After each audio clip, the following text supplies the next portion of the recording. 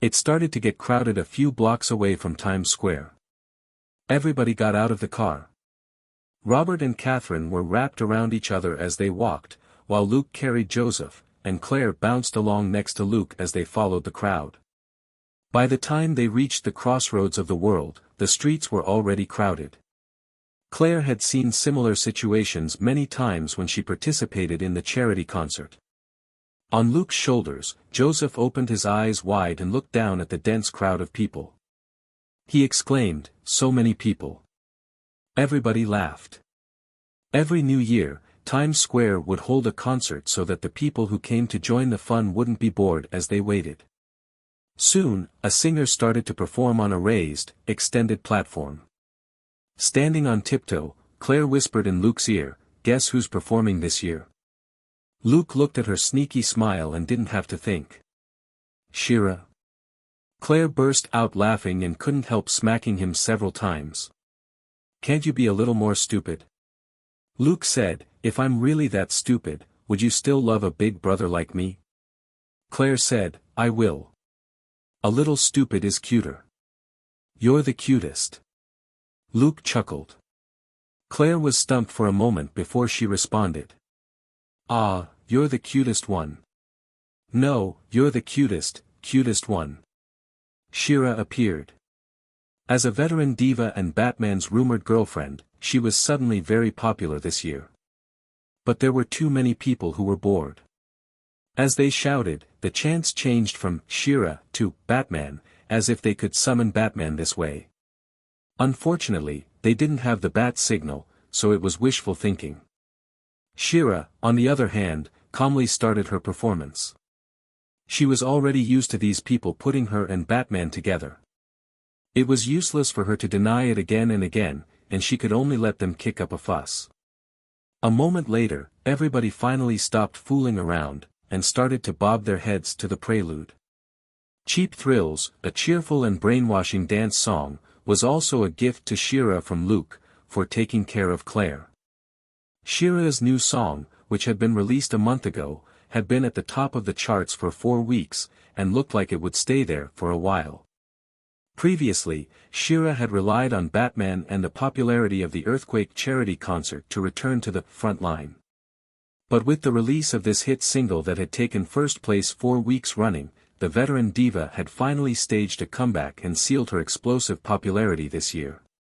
At the end of the song, everybody was still bobbing their heads subconsciously and their bodies were still swaying, as if the magic of the music had yet to fade away.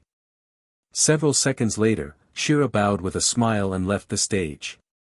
The cheers gradually rang out, and the most recalcitrant listeners started shouting for Batman again.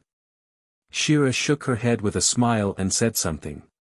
But the microphone in her hand was already away from her mouth, and the noise was so loud that basically nobody could hear her. Luke, who had elementary sound wave, heard half of it, and filled in the rest. "If he really comes, I'll be happier than all of you." Luke could only shake his head with a smile. Batman was still in hibernation. Also, wasn't Batman celebrating Christmas? He was listening to Shira sing on the spot and celebrating the new year with the other spectators. These people didn't know how lucky they were. These ridiculous thoughts flashed through his mind, but he was still smiling. These spectators were his firm supporters. If he wanted to make a mark in America and turn his popularity into high esteem, he really had to rely on them to carry the momentum. He wasn't in a hurry. There would be plenty of time in the future for him to slowly complete this plan. In the warm atmosphere, the time reached 11:59 p.m. Looking at the countdown on the big digital clock, everybody started shouting, 29, 28, 10.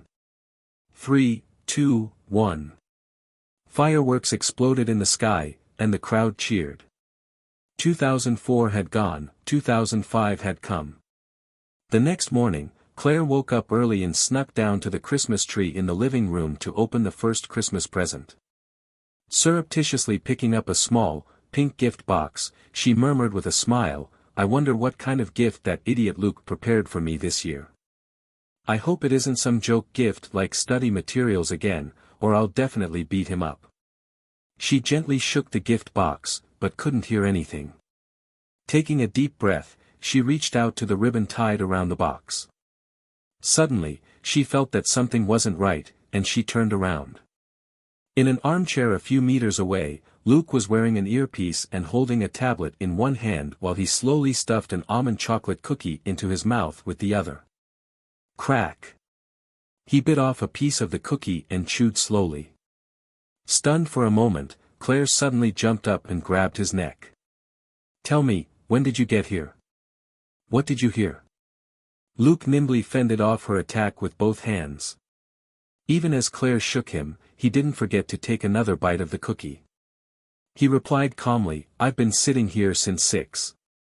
So, can you explain why you think such a small box might have study materials in it?" Claire said warily, "Because it's small enough for a USB flash drive, and a USB flash drive is big enough for study materials to take me all the way to graduation." Luke was speechless. This logic was flawless. Seeing that he didn't say anything, Claire fired back with own question. "Why didn't I see you when I came in? You're definitely lying."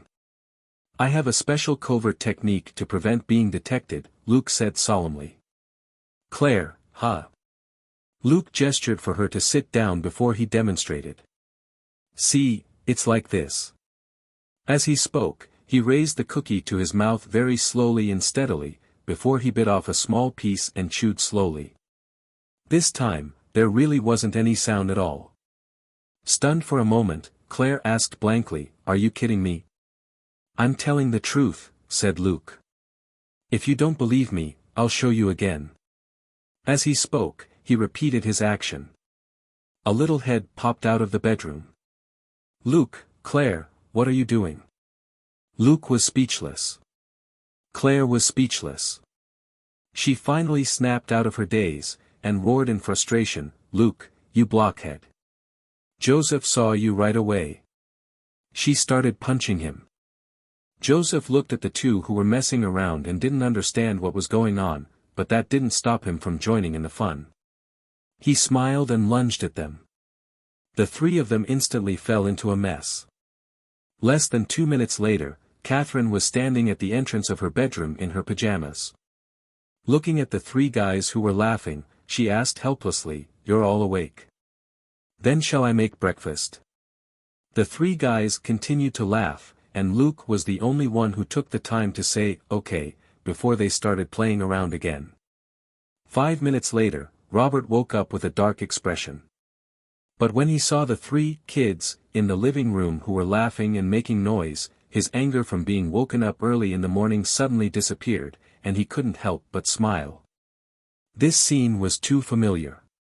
More than a year ago, it had been a common occurrence at home.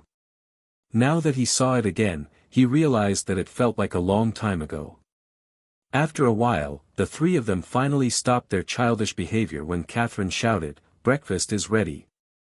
After breakfast, everybody left for New York again, led by Luke, the tour guide. It was the same for the next 2 days. Since the police department didn't have any urgent assignments, Luke naturally wasn't dispatched. It was a peaceful Christmas. On the morning of the 27th, Luke took everybody to Chinatown. At noon, they went to the familiar barbecue restaurant to try the local Chinese food. Chinatown was bustling with people. Most of the Chinese in Chinatown didn't celebrate Christmas. At the very least, they didn't regard it as a major holiday, but as a good day to make money. When most restaurants were closed on Christmas, business in all the restaurants here was naturally booming. It was a good thing that Luke had prepared for this, and the boss gave a repeat customer like him special treatment. After Luke paid for the food in advance, the boss of the restaurant reserved a private room for them. Hence, they could come here after they strolled around Chinatown and the dishes would already be ready. After lunch, the whole family wandered around Chinatown again, looking at everything in wonder. In the Chinese gift shop, there were all sorts of dazzling items like Chinese knots, window stickers, electric lanterns, firecrackers, couplets, fortune cards, pinwheels, and kites. Claire and Joseph couldn't get enough. When he saw a store selling candied fruit on sticks, Luke bought some for the whole family. Claire, who was greedy and could eat a lot, even bought 2 sticks each of hawthorns, apples, and strawberries. However, she generously allowed Joseph to have a taste of each of them, but was responsible for demolishing the rest. Just like this, the family had all sorts of trinkets in their hands and didn't forget to munch on the candied fruit sticks. Robert was the most depressed. He chose the apple because it matched Christmas. But he didn't really like sweet things. The apple under the sugar layer didn't taste sweet, and was even more sour. He didn't like sour things either, but he could grit his teeth and bite into it. Luke slowly ate the original candied hawthorn and savored the flavor from his previous life while he observed Robert's vexed expression. Suddenly, Robert looked stunned.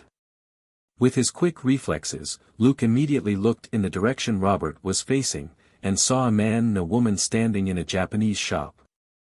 Luke raised an eyebrow, and approached Robert. "Do you know him?" Robert turned around and frowned. "You know him, too?" Luke nodded slightly. Just as they were about to walk past the shop entrance, they saw the man take out a roll of tape from his pocket, only to be stopped by the woman. The woman said in a low voice, "Is this what you mean when you said you were going to have a chat? I thought I was the only one who enjoyed this treatment." The man said, "Because it's very effective." The woman was horrified. "His daughter just died. Don't you have any compassion? At least let me try first, okay?" The man hesitated for a moment before he finally put the gag tape back into his pocket and followed the woman in. At that moment, he finally took off his wool hat to reveal a bald head. "Luke, yep, it's definitely him. 2 nights ago, in a 2-story house in North Bergen, this bald boss had single-handedly killed 15 professional mercenaries with 1 pistol. He was a true blue, violent big shot." Robert, however, looked away and continued to follow Catherine and the others, his footsteps never pausing at all. Luke chased after him. "Hostile?" Robert's lips twitched, and he simply shook his head. He said in a low voice, "That old man used to be my instructor." Luke was stunned. "So?" Robert said, "So, stay as far away from him as you can when you see him. This guy has a lot of crap on him. You'll just have bad luck if you get involved." Looking at Luke's thoughtful expression, he sighed and said bluntly, "If there are 100 people who want me dead, there are at least 1,000 who want him dead. No, it should be 2,000 or 3,000. Luke's lips twitched. "Then why is he still alive?" Robert curled his lip. "If I can survive, it's not unusual for him to survive and retire. In any case, he's red." Luke asked, "What's that?" Robert, "Retired, extremely dangerous operative." He then noticed Luke sizing him up, and couldn't help but roll his eyes. "Okay, me too, but I'm not as excessive as he is." Luke could only chuckle at that. When the Carlos family had run over to Shackleford to court death, Robert might have only killed a dozen criminals, but that was because Luke beat him to it. After that, Luke had jumped the gun and gone off to clean up the Carlos family in Mexico. Actually, it was just that Robert hadn't found a good excuse to leave town then. Otherwise, the Carlos family would have still been wiped out a few days later. Thus, Robert's idea of excessive was only just slightly less compared with the bald big shot. After thinking for a moment, Luke then gave a simple account of the raid on the Baldy. Robert was unperturbed. "There are too many people who want to silence him. In the end, it'll be even more idiots who are killed by him. If it isn't absolutely necessary, just pretend you never saw him." Luke asked, "What would be considered absolutely necessary?" Robert said, "Like if he was shot in front of you and about to die. That would be necessary." Luke was lost for words. From this, Luke knew that Robert didn't really believe that anyone could do anything to this instructor of his. Maybe a certain someone had been taught a ruthless lesson by this instructor before. Luke couldn't help but smile as he imagined Robert pissing his pants in terror in front of this bald instructor. Robert's back suddenly itched. He turned around and said, "Tell me, what are you thinking about?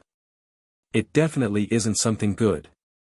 Luke coughed and said, no, I'm just lamenting that the world is unpredictable. Robert looked at him suspiciously for a moment, before he finally gave up.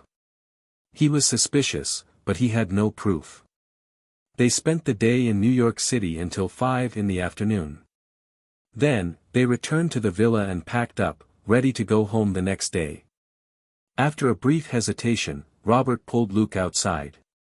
Walking along the street in the cold, Robert finally asked, "Did you hear anything about my old friend?" Luke hesitated for a moment before he shook his head. "I only discovered that his real identity is Frank Castle, but his family no longer lives in New York." Stumped for a moment, Robert was silent for a long time. "Then forget it. If he can return to a normal life, that's better than anything else." Luke asked, "Is he very important to you?" Robert sighed. "He saved my life, 3 times. He didn't say anything else." Luke naturally understood what he meant. Robert was a very loyal man. Although he was usually rough and straightforward, he always remembered the favors he owed others, and would always return them when he had the chance. It could be said that he was a very righteous man. It was a good thing he entered the army when he was young. If he had joined a gang, he would have been dragged down and killed. Frank Castle had saved him 3 times, this was a life debt, and a connection that couldn't be shaken. Luke could only rejoice that he hadn't divulged the possibility that Frank might be in trouble, or Robert wouldn't be able to rest easy. Luke could only help Robert handle this matter. Without Robert, Luke wouldn't have been able to grow up well until he was 18. There were a lot of nasty stepfathers. It was truly a blessing to meet someone like Robert, who was even better to him than an actual biological father. Although he liked to bicker with Robert, Robert was his family. Robert and Catherine were far more important to him than his deceased parents. They had raised and protected him for more than 10 years, and in Luke's heart, that was stronger than blood ties. After a brief chat, they returned to the villa. Looking at their expressions, Catherine didn't ask any questions. She simply had the 2 of them help pack. On the morning of December 28, Luke drove them to the airport early, and they went into the VIP lounge as usual. Although he rarely flew, he had VIP cards for all the major airlines. After sitting for a while, he got up and said that he was going to take a walk. He then went to enjoy the view near the airport runway. In fact, he was doing a safety check with Sharp Nose and Elementary Sound Wave, which he was starting to become familiar with. It wasn't that he was paranoid, but on Christmas Eve, it was said that there had been a terrorist attack on a plane, which crashed at an airport in D.C. As a result, the airports in New York had increased security, but Luke trusted himself more. Suddenly, Selena sent him a short video with a message. "Look at this." Luke thought that she was bored and had sent him a video of the failed chocolate cake that her siblings had made. The cake looked like a pile of sh*t at first glance, and it was rare that something could actually disgust him. However, he still opened the video. It showed the typical Texan wilderness, and then a huge pit. There seemed to be something in the center of the pit, and a lot of people had gathered and were making a lot of noise. Selena was standing on the side as she filmed the pit, and her voice rang out. "Is that a hammer?" Luke was stunned for a moment, this scene felt a little familiar. Then, Selena sent him a series of images and messages. He took a look, she was probably walking along the side of the pit and taking photos as she moved. Her messages read, "A lot of people are here. There are people from the farms and pastures around Shackleford. They're pulling on the thing. It looks like a hammer. They said that nobody can lift that hammer. That hammer looks like it's welded to the ground." Looking at the images and messages, Luke cursed a rare WTF out loud, which attracted a lot of attention. His voice wasn't soft at all. But he wasn't in the mood to bother with them right now. He sent Selena a message, telling her to send photos, starting with the hammer and then working her way out. Selena was already close to the hammer, so she didn't think too much about it and did as he said. Less than a minute later, Luke looked at the image in front of him and heaved a long sigh. F***ck, are you kidding me? Is this the hammer? Even as he spoke, he immediately booked a ticket on the same flight as Robert and the others. Plane tickets were tight around Christmas. Thankfully, Luke had plenty of money and a VIP card. He secured the best seat in business class, and then called Dustin to tell him that he was going back to his hometown for a few days. Dustin himself was on vacation. He had only asked Luke to keep an open line, and cheerfully let Luke go. If there really was an emergency, it would only take half a day for Luke to come back. Walking back to the lounge, Luke looked at his family, who were chatting and resting, and said with a smile, "I thought about it. I'll go back home with all of you for a few days." Happy? Surprised? Everybody was stunned for a moment, then smiled. Claire and Joseph surrounded him and started making a fuss. A moment later, Luke sent Selena a message and told her to take her entire family to Houston. No matter what excuse she came up with, she could say it was a New Year's break for the Hayek family, she had to take everyone out for a few days.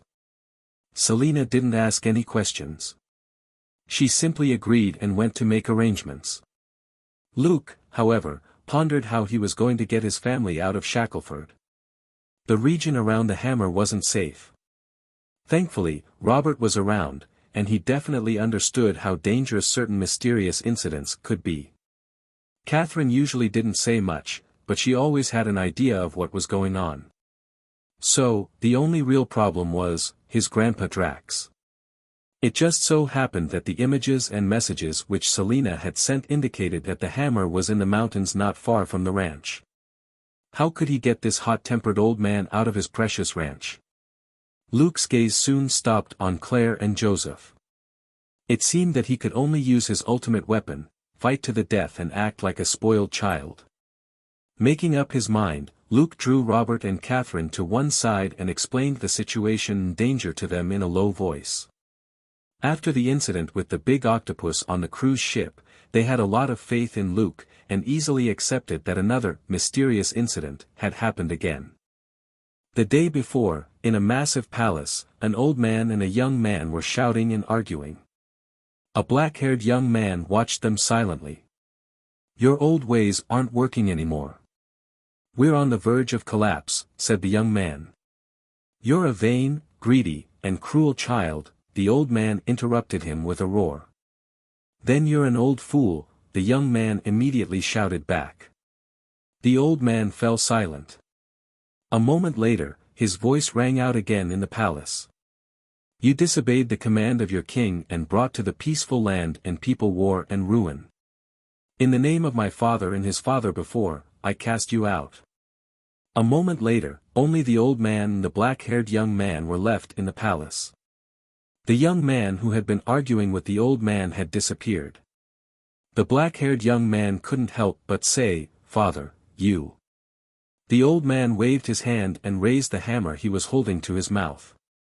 He said in a low voice, "Whoever holds this hammer, if he is worthy, will possess the power of a god." Saying that, he threw the hammer. The hammer instantly passed through a dazzling, colorful passage, and swiftly fell somewhere in the universe. At that moment, the old man frowned and mumbled to himself, "Damn, it seems I missed." Then, he looked at the black-haired young man on the side, and decided not to call the hammer back, only to throw it again. Forget it. His aim had just been a little off. For his foolish son, it was just a matter of taking a few more steps. Thinking this, he silently turned around and walked into the depths of the palace. The black-haired young man was left standing there. After a long while, the corners of the young man's mouth curled up into a genuine, devilish smile. At the airport in New York, Luke and his family were already on the plane. He had switched seats with another passenger so that he was next to Robert. During the flight, they talked in low voices and even took notes on their phones. Catherine didn't get involved. She knew that she couldn't help them with what they were busy with right now. Her most important task was to do the logistics and take care of the people who were about to move to Houston. At that moment, she was glad that Luke had made a lot of money in the past year. Otherwise, their family wouldn't be able to afford an impromptu trip like this, much less Selena's family. When the plane reached Fort Worth, Luke called for a Lincoln with a driver. Catherine got into the car with Claire and Joseph and headed east to Houston to make arrangements for their vacation. Luke and Robert, on the other hand, drove their Chevrolet back to Shackelford in the northwest. In the Lincoln, Joseph turned his head in the direction his father and brother had left in confusion and asked, "Mom, why aren't Dad and Luke with us?" Catherine smiled. "Because they're going to pick up a lot of people for you to play with. Are you happy?" Joseph nodded and didn't ask further. He was smart enough to know that something was going on with the adults. At a time like this, there was no need for him to cause trouble. Luke sped up in the Chevrolet. Robert also took out his phone and called the Shackelford Police Department to get them ready. He and Luke had already come up with the excuse that the police department had received a donation, and the donor wanted to test the Shackelford Police Department's ability to deal with emergencies, so they would be performing an emergency drill. Of course, Luke would be the one paying for it. Part of the money would be given to the police officers as bonuses, and the more outstanding officers would get higher bonuses. Robert specifically explained this to his subordinates so that they would take this matter seriously. Forget an unknown threat or power, they simply weren't as good a motivation as a little money. Hearing the cheers on the other end of the phone, Robert silently hung up. He suddenly sighed. You probably didn't think of a situation like this when you made so much money, right? This country runs on money. With money, we can even push that person in D.C. to serve us, said Luke calmly. Pausing for a moment, he then continued, even if it isn't now, there'll be a next time. Even if it isn't some mysterious incident, it could be an enemy, an idiot, or a lunatic. Most of these dangers can be prevented and resolved with money, so I chose to become rich so that you and Catherine can become rich. This isn't about indulging ourselves, but ensuring that our lives are a little safer. Money is just a tool for our safety. After a long silence, Robert smiled wryly. You're much more mature than I was when I was young. Back then, when they tried to rope me into underground dealings, I actually wanted to say yes. Luke raised an eyebrow. They? Don't tell me you're talking about your old comrades. Robert shook his head slightly. He was my boss for a time, and I was just a transfer. Also, they didn't know that I already knew why they wanted me to join them. So, as long as I didn't apply to transfer out, they could only go easy on me. Luke was still curious. What did they do? Robert glanced at him. Use military aircraft to run drugs, at least a ton each time.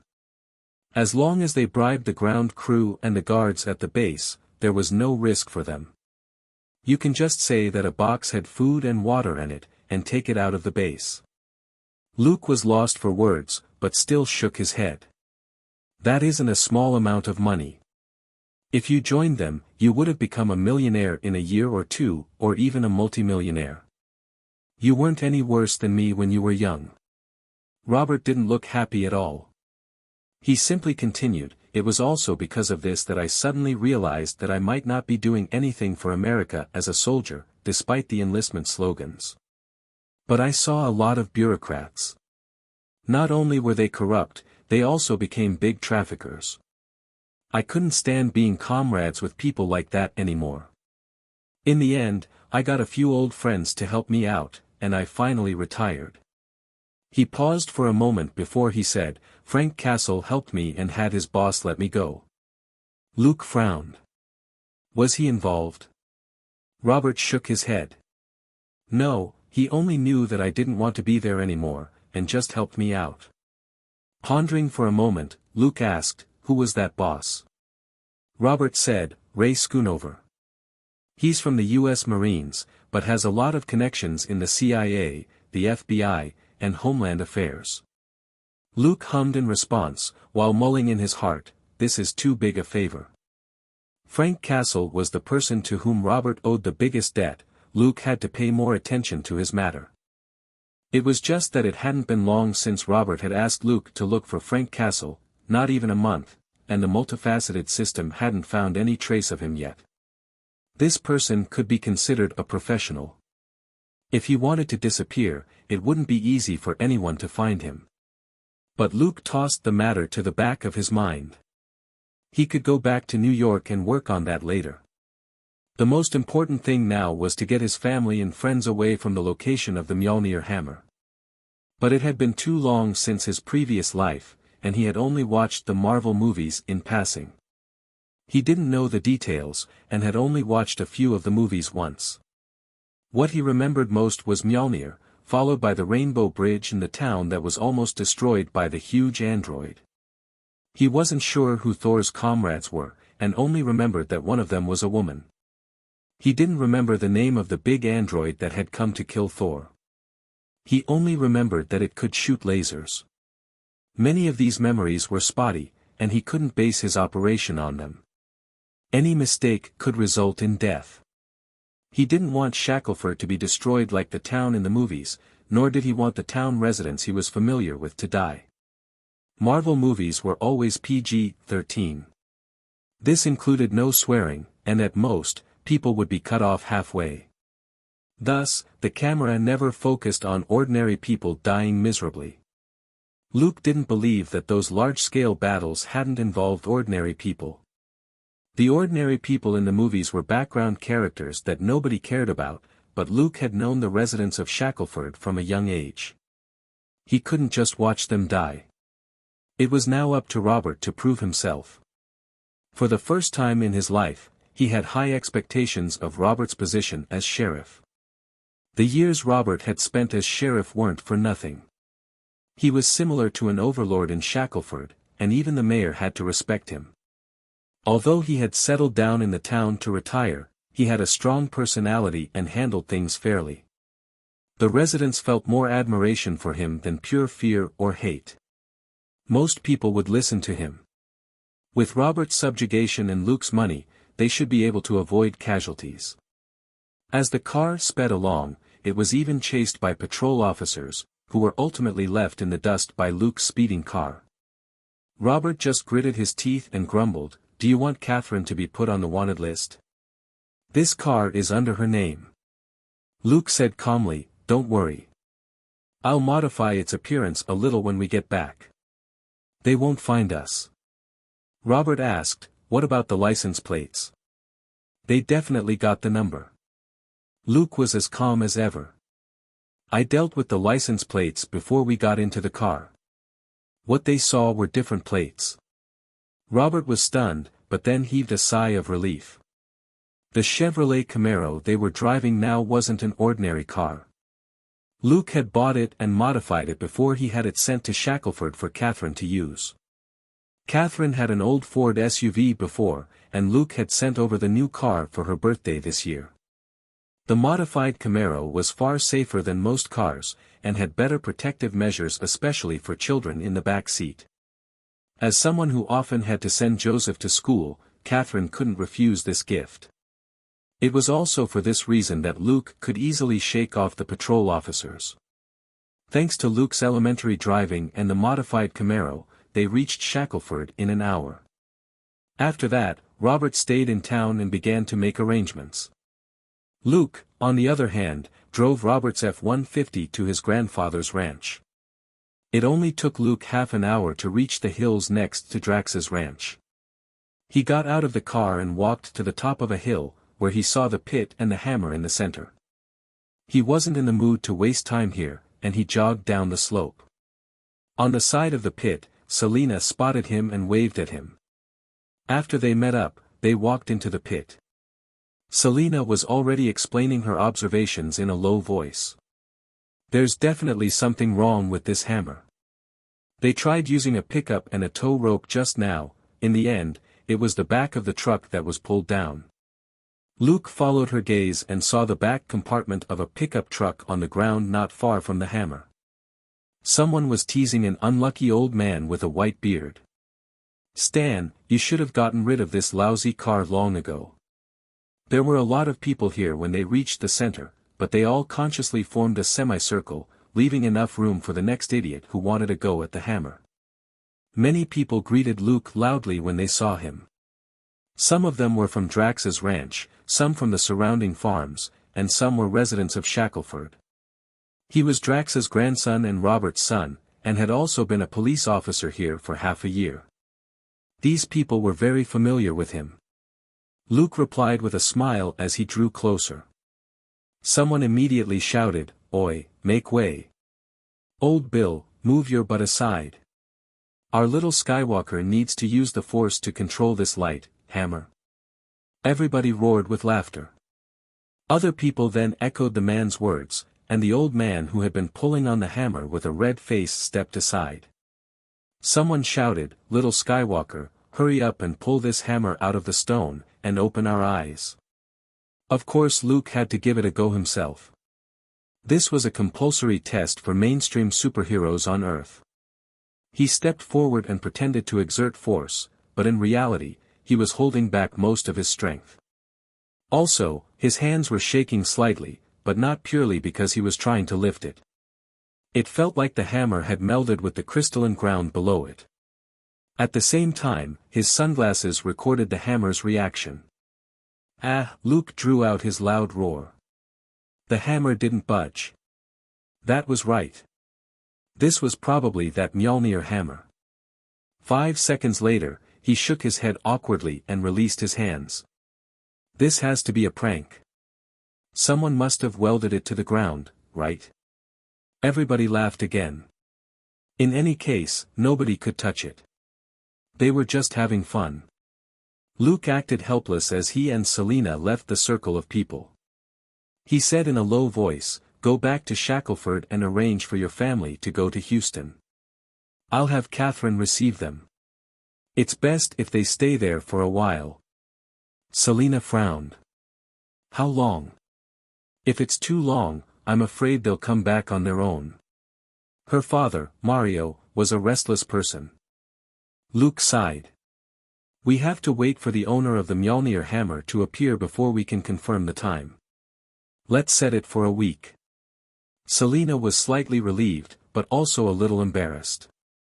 "That's a little long. I think we'll have to think of a way to keep them in Houston after a few days have passed." Luke said, "Don't worry. We have money. It's not a big deal. Mr. Bobby Max, the company's PR manager, will take care of everything."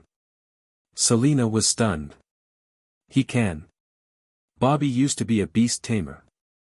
He was definitely better at getting animals to listen to him than people." Luke didn't explain.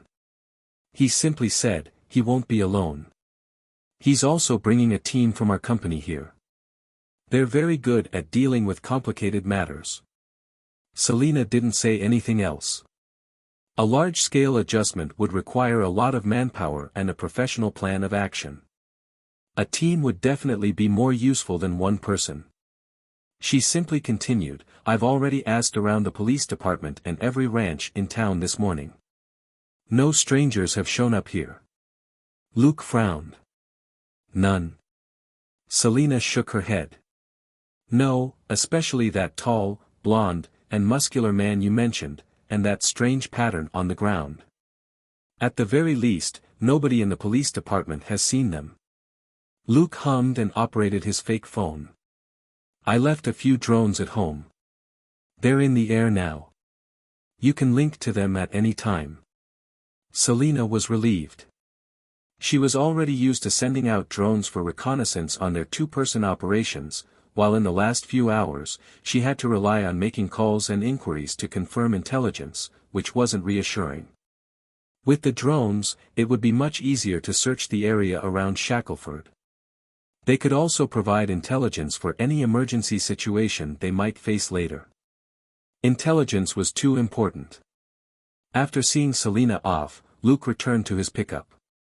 When he got out, he had a bag in his hand and some small inconspicuous items on him.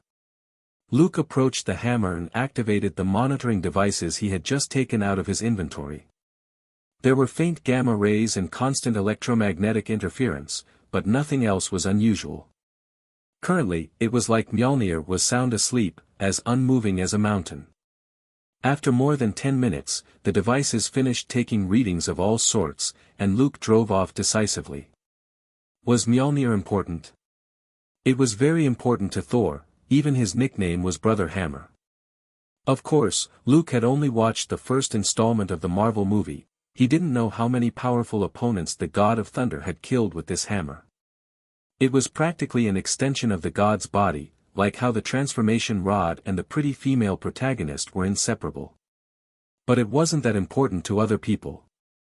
Thor was the owner of the hammer, and according to the simple plot of the first Thor movie, the big android was sent to Earth by Loki just to kill Thor. Only danger followed Thor. The problem was that Thor would definitely come looking for his Mjolnir hammer. Once he came, so would the big android. So, the simplest logic was that most ordinary people were safe as long as they didn't go near Thor. Of course, Luke wasn't going to place his hopes on finding Thor and keeping him away from Shackleford. Sometimes, things developed in a way that completely deviated from the plan. What he wanted to do was prevent any possible accidents from happening. Robert had already dispatched all the police officers by the time they returned to Shackleford. In fact, what he needed to do most was tell the residents of Shackleford not to gather in the town center. As long as the residents were scattered, less lives would be lost if an accident happened. If they really were dragged into the conflict, that could only be considered bad luck. Nobody could say for sure. Shackleford was a ranch town. Most of the residents worked on the surrounding farms, or members of their families did. In places like convenience stores and fast food shops, Robert simply gave them a copy of the security tape and told them to play it on repeat in the store. The staff had to memorize the steps to take in an emergency. He didn't need to explain anything to these people. He just needed to keep them under control, because he didn't have much time right now. The video wasn't complicated. There were only 3 main points. Firstly, don't let the customers run around and get killed. Secondly, tell the customers to hide in a more secure room at the back of the store and not stand in front of the glass window as a spectator. Thirdly, don't come out until they heard the broadcast. In summary, there was only one word for it: coward. In the face of a battle of gods, ordinary people really only needed to cower. At home, Luke made a call to someone he knew at a related department, before he set up an information center at home to receive the signal from the military-grade drones in the sky. At that moment, Drax arrived. When he saw Luke, he asked unhappily, "What's going on? Why do I have to go to Houston? Do you think I can't tell that those 2 kids are acting spoiled?" Luke wasn't too worried about his grandfather. The old man was a veteran who had fought on the battlefield in Vietnam. After a brief explanation, he spread his hands and said, "Catherine is alone over there. I'm worried that she won't be able to control those short-tempered guys, so I can only trouble you to go over." After a brief silence, Drax snorted and put on his cowboy hat. "After saying so much, aren't you just trying to trick me into going over?" Luke's eyes creased as he smiled at the crabby old man. As he walked to the door, the old man just said, "You young people are making a fuss over nothing." Luke simply let the old man grumble as he sent him out to the car. This time, the old man hadn't driven his beloved car, but had come over with Ferreira, the vet. Ferreira asked, "Back to the ranch?" The old man's face darkened. "Go back to the ranch. Go to Houston. I'm giving you a break to enjoy yourself. Happy?" Ferreira, "Huh?" The old man said, "Drive. Why are you just standing there?" Watching the car drive off, Luke waved goodbye. In the car, Ferreira was still at a loss. "Old Drake, when did you learn to joke like Luke?" Drax spat out the window and said, "I'm serious. Take your wife and daughter with you when you get back. We're going on a holiday. I'll cover food and lodging, and you can go take part in whatever family activities there are. You don't need to pay anything." Ferreira said, "I have a thermometer in the glove box. It's for cows, but you can use it for now." Drax, F***CKU. Luke was waiting for his first acquaintance. It wasn't the god of thunder, Thor, but Phil Coulson, who was dressed in the standard black suit. Luke's heart skipped a beat when he saw him. This was the true leader of the extras. Whenever he appeared in an important situation, his subordinate extras would die, sometimes all at once, and no one even remembered their faces. Looking at the image the drone had sent of Phil making a call as he stood in front of the pit, Luke called Robert and told him to come back. Robert returned in less than 10 minutes. He had been in town the whole time and hadn't gone far. "What is it?" he asked. Luke pointed at the middle-aged man with a receding hairline on the screen. "Phil Coulson. I heard he's from the FBI's 17th Division." He instantly noticed that when Robert saw Coulson on the screen, a surprised expression flashed across his face, but he quickly hid it. "Someone else you know?" Luke asked casually. Robert hesitated before he nodded. "Sort of." Thanks to his mental strength and multiple skills, Luke was quite good at reading people. He immediately knew that Robert didn't want to talk about it. But Robert definitely didn't have a grudge against Phil, it was more like he was conflicted. For someone as straightforward as Robert, this was very rare. Luke had no intention of probing the relationship between the two. He simply said, "I'll go say hi to him, then." Robert was stunned. "You know him?" Luke finally realized that something wasn't right. Why couldn't he know Coulson? Flegg had been Robert's student, and Robert hadn't acted strangely about it. Recalling his speculation about Phil a long time ago, Luke nodded calmly. "I do. I had a few special cases which I passed on to him and his colleagues in the end, so I informed him about this situation this time." As soon as he said that, he realized that Robert felt even more conflicted. He couldn't even hide it anymore.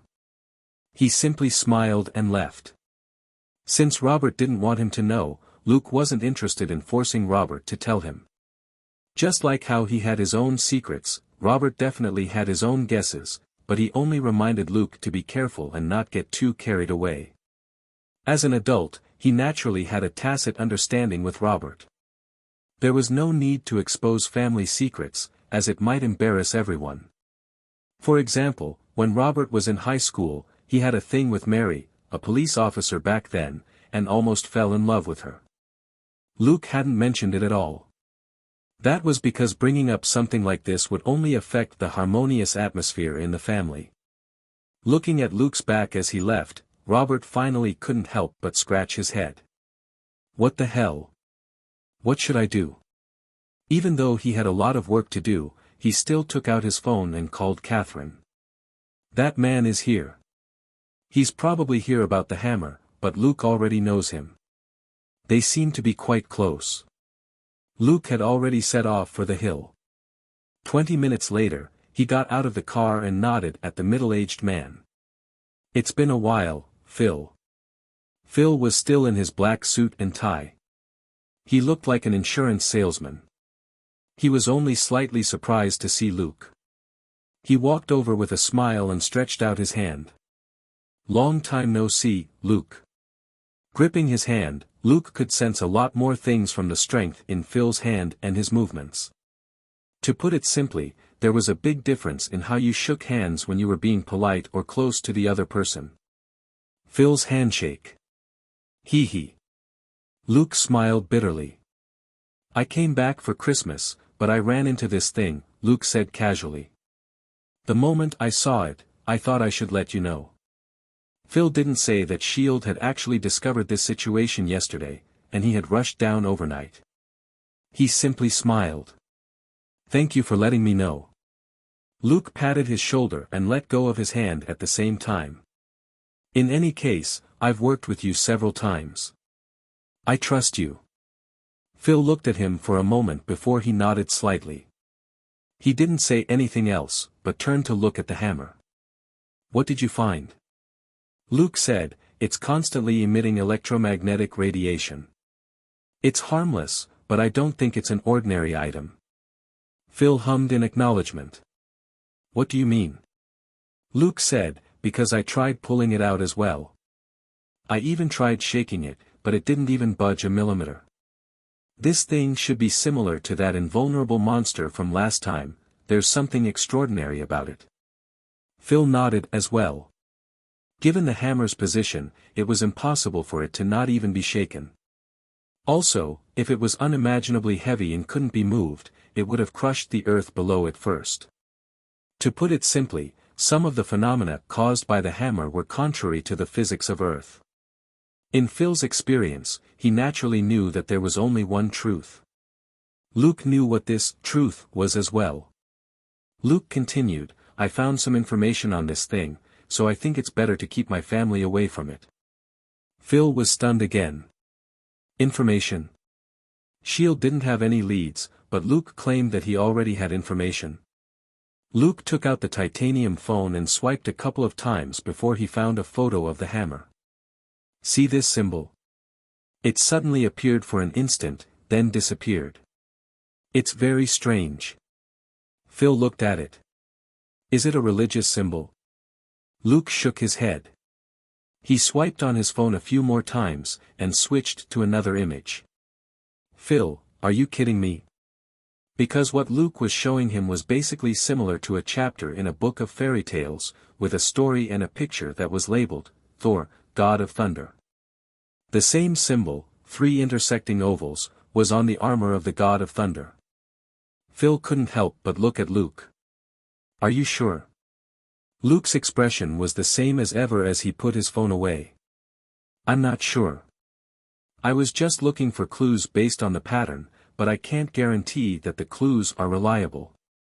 After all, this is the first time I've seen a hammer like this. Phil was lost for words. In a situation with no leads, this was indeed the only thing they could do. It really couldn't be said that Luke was being ridiculous. Some major discoveries in intelligence work were made in this sort of ridiculous way, even if they were 99.99% reliable, they were indeed outrageous. Thinking that, Phil hesitated for a moment before he said, Can you send me a copy of those 2 pictures? Luke quickly sent him the images. At that moment, Phil took out a smartphone, but it was different from a titanium phone. It was clear that S.H.I.E.L.D. had already created smartphones for their own use. Luke wasn't surprised. It wasn't like S.H.I.E.L.D. was planning to sell them. If S.H.I.E.L.D. wanted to know about all the components in the titanium phone, it was just a matter of giving a few instructions over the phone. The phone's OS certainly wouldn't be hard for the S.H.I.E.L.D. experts to figure out since the technology Luke used wasn't too advanced. Smartphone technology would become completely widespread by next year at most, and patent rights were the foundation on which cell phone companies made money, so it didn't matter if S.H.I.E.L.D. copied it. In fact, Jenny had already said that several telecommunications companies had joined the wireless network in the past month, and that smartphones would explode next year. It was clear that the people who had discovered the uses of the phone network had already entered the arena, and it was very likely that the American government was involved. Luke had to be more careful with his multifaceted system. There were many surveillance programs online that ordinary people didn't know about. After they were done chatting, Luke looked at Phil and shook his head. Come sit in my car. Phil, huh? A moment later, they sat in the pickup. Phil looked at the surveillance footage on the tablet in front of him and was lost for words. I know you're a techie, but it seems you're quicker than we are. Your skills aren't any worse. Luke grabbed his backpack from the back seat and put it between them. This is cake from home. Have some. Phil hesitated for a moment, but still picked up the cake and took a bite. Huh? Who made this? Luke, me. Phil's eyes widened as he turned around. You know how to make cakes. Luke said, I'm a so-so. If I'm not a detective, I can still make a living by opening a bakery. Phil was stunned for a moment when he heard that, before his expression suddenly darkened, and he even forgot to eat the cake. Luke sensed that something was wrong, but didn't ask about it. He simply said, Don't eat rubbish. Convenience store donuts aren't great. As he spoke, he took out 2 bottles of guarana from his backpack and gave one to her. Drink this if there's nothing else. It's natural juice and can help re-energize you. Phil looked at his backpack strangely. Do you always bring so much food out? Luke chuckled. My partner and I both consume a lot of energy, and we like to eat snacks. In order not to get an early stomach ulcer or something, we almost always have food and drinks in the car. Phil immediately turned his head away in embarrassment. Compared with Luke, this middle-aged man was a real embarrassment to the Coulson family. He wasn't even as good at taking care of himself as this kid. Luke didn't sit for long. He talked to Phil for a few minutes before he drove off. He left behind a big bag of cakes and a few bottles of drinks for Phil, and joked that Phil wouldn't go hungry and develop stomach problems here. Phil looked at the F-150 and was speechless for a long while. It wasn't until the F-150 disappeared that he returned to his car. He couldn't help but look at the big bag of cakes and drinks. He seemed a little happy, but also sad. Luke's thoughts weren't complicated.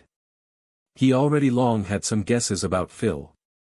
Until he had concrete information, he didn't want to test his relationship with Phil, they could take it slow.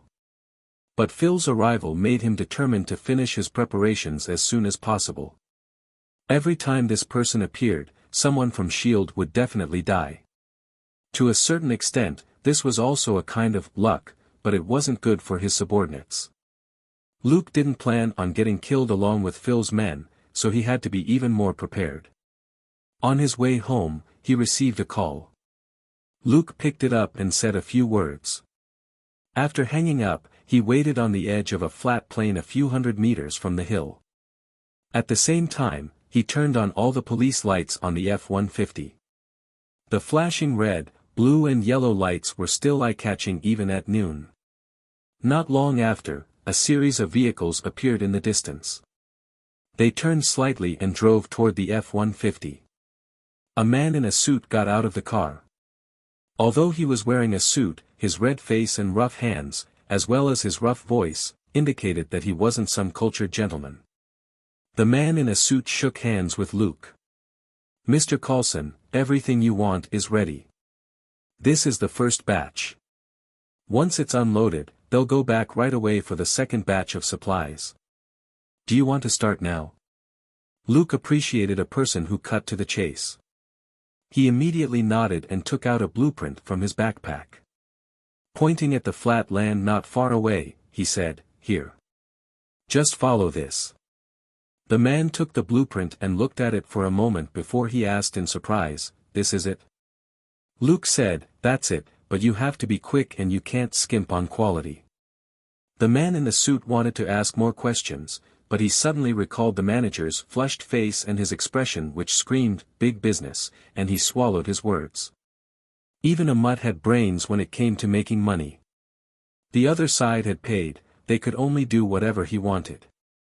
This client had already paid a huge deposit. What was the point of building a pile of building blocks in the middle of nowhere? As long as he gave the money, however, they could even build him a big manure pit. After confirming Luke's plan and that there were no legal issues with building a bunch of blocks here, the man picked up the walkie-talkie and said, "Let's get to work." At his command, the heavy trucks behind them began to unload the building materials, which were mainly cement, steel bars, and various machinery. Everything was done quickly and orderly, as expected of an engineering team from Dallas. As the machines rumbled to life, Phil, who was on the hill, heard the noise. He drove over to take a look, then gave Luke a puzzled call. After hanging up, he scratched his head and said, "This kid is just doing whatever he wants on Drax's land. Isn't he afraid of getting beaten up?" Suddenly, he thought of something, and shook his head helplessly. That old man can't bear to beat him up. Knowing that it was Luke behind the ruckus, he didn't pay too much attention, or rather, he didn't really want to care, he had already accepted the cake and juice, so how could he care? Thinking that, he couldn't help but eat another cake. This is almost as good as Gloria's. Sigh. Saying out loud a name he rarely mentioned, and thinking of another name that he almost didn't dare remember, his expression dimmed again. "If the two of you were still alive, you would be proud of him," he mumbled. Looking at the scorching sun in the clear blue sky, his heart felt empty. Only a lone black car was parked on the hill. Luke didn't remain at the construction site next to the hill. Instead, he went home and continued observing the town from the information center, until Selena knocked on the door. Luke had already taken out a bunch of snacks from his inventory. He led Selena over to the couch in the living room, and told her to eat as they talked. Selena was starving. Usually, Luke, her snack supplier, would be around, so she wouldn't feel it. She had been busy for half a day today and hadn't thought of eating at all. Now, she felt that her stomach was burning, and she decisively picked up the snacks on the table and wolfed them down. Gold Nugget had already started on the plate of snacks that had been placed next to the coffee table. After finishing 5 cupcakes and 10 cookies in one go, Selena slowed down and started on the taiyaki. Luke gave her a big cup of hot chocolate to replenish her energy, and also made a cup for himself. Selena took a big gulp of hot chocolate and sighed in satisfaction. She said, "I've arranged for my relatives to stay at the ranch for the time being. If anything happens, they'll hide and won't get involved." Luke hummed in response and asked, "Where's your family?" Selena said, "I told them to go to Houston and help Catherine with your ranch employee Christmas trip or whatever." Luke also relaxed. It was heartless, but this was human nature. He could only use all his strength to protect those closest to him, while he could only show everyone else consideration in passing. After talking about the most important thing, they enjoyed a short break. Suddenly, Little Snail's voice rang out in Luke's earpiece. "Sir, highly suspicious target detected." At Little Snail's, a surveillance image was projected onto Luke's sunglasses. He saw 4 people standing next to a jeep as they questioned a Shackleford resident on the side of the road.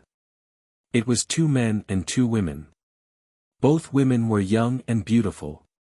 One of the men was slightly plump and older, and the other was a tall and strong young man with golden hair. Luke went through his memories of his previous life. The young man didn't look like Su Jinjiang. Why Su Jinjiang? It was because Luke had only seen the Thor movie once in his previous life, and was a little blind when it came to Caucasian faces. Later, a lot of people made fun of him and said that he wouldn't even be able to tell if Su Jinjiang himself was the god of thunder. Only then did this give Luke some idea of this person's features. Although this young man didn't look like Su Jinjiang, Luke still had to check him out. They weren't residents of Shackleford, and had come here at such a sensitive time. Luke couldn't ignore such a coincidence. More importantly, even as a man, Luke had to admit that the blonde was tall, strong, and handsome. However, his good looks were the rough and wild type. This was very similar to the appearance of a certain crown prince. Luke called for Selena and Gold Nugget, who were barely full, before they got into the car and drove to the fast food restaurant in town. Shackleford's town center was very small. When there were no cars in the morning and you floored the gas pedal, it only took 5 minutes to get there. The surroundings were the kind of place that only had one house every few hundred meters. Luke's place was closer to the fast food restaurant, and it would only take him a few minutes if he walked. The car had only just sped up by the time it stopped. Luke took out 2 badges and gave one to Selena. Selena glanced at it. "Did Robert give you spare Shackleford's police badges?" Luke stuck the badge to his shirt. "It's an official badge of honor with our names on the back." Selena flipped it over and saw that it was indeed engraved on the back, "Selena Hayek, lifelong honorary officer of Shackleford Police Department." She blinked. "You made this for me?" Luke chuckled. "Did you want Robert to make it for you? He would give you an old one from the police department storeroom at most." Selena was lost for words. Robert was a miser when it came to the use of police funds, which was what made him a good sheriff. They got out of the car and looked at the 2 women who were talking to the Shackleford resident. One of them was 23 or 24, and could indeed be called a woman. She had long brown hair and exquisite features. She was definitely a great beauty. The other one had long black hair and black-rimmed glasses. She looked less than 20 years old, but she was definitely a woman. Luke didn't waste any time. He simply stepped forward and said, "Ladies, I'm the sheriff here.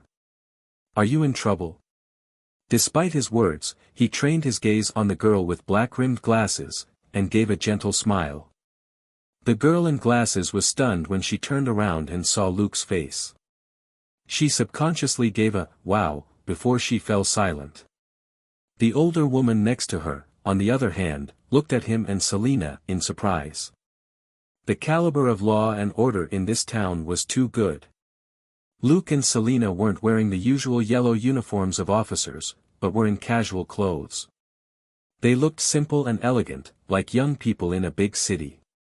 Seeing this combination of good looks and charisma, the woman didn't think she had seen many police officers of this caliber in a big city, but there were actually officers like these in this remote town. "Curious," she said, "yes, we want to know if anything like a meteorite fell in this area."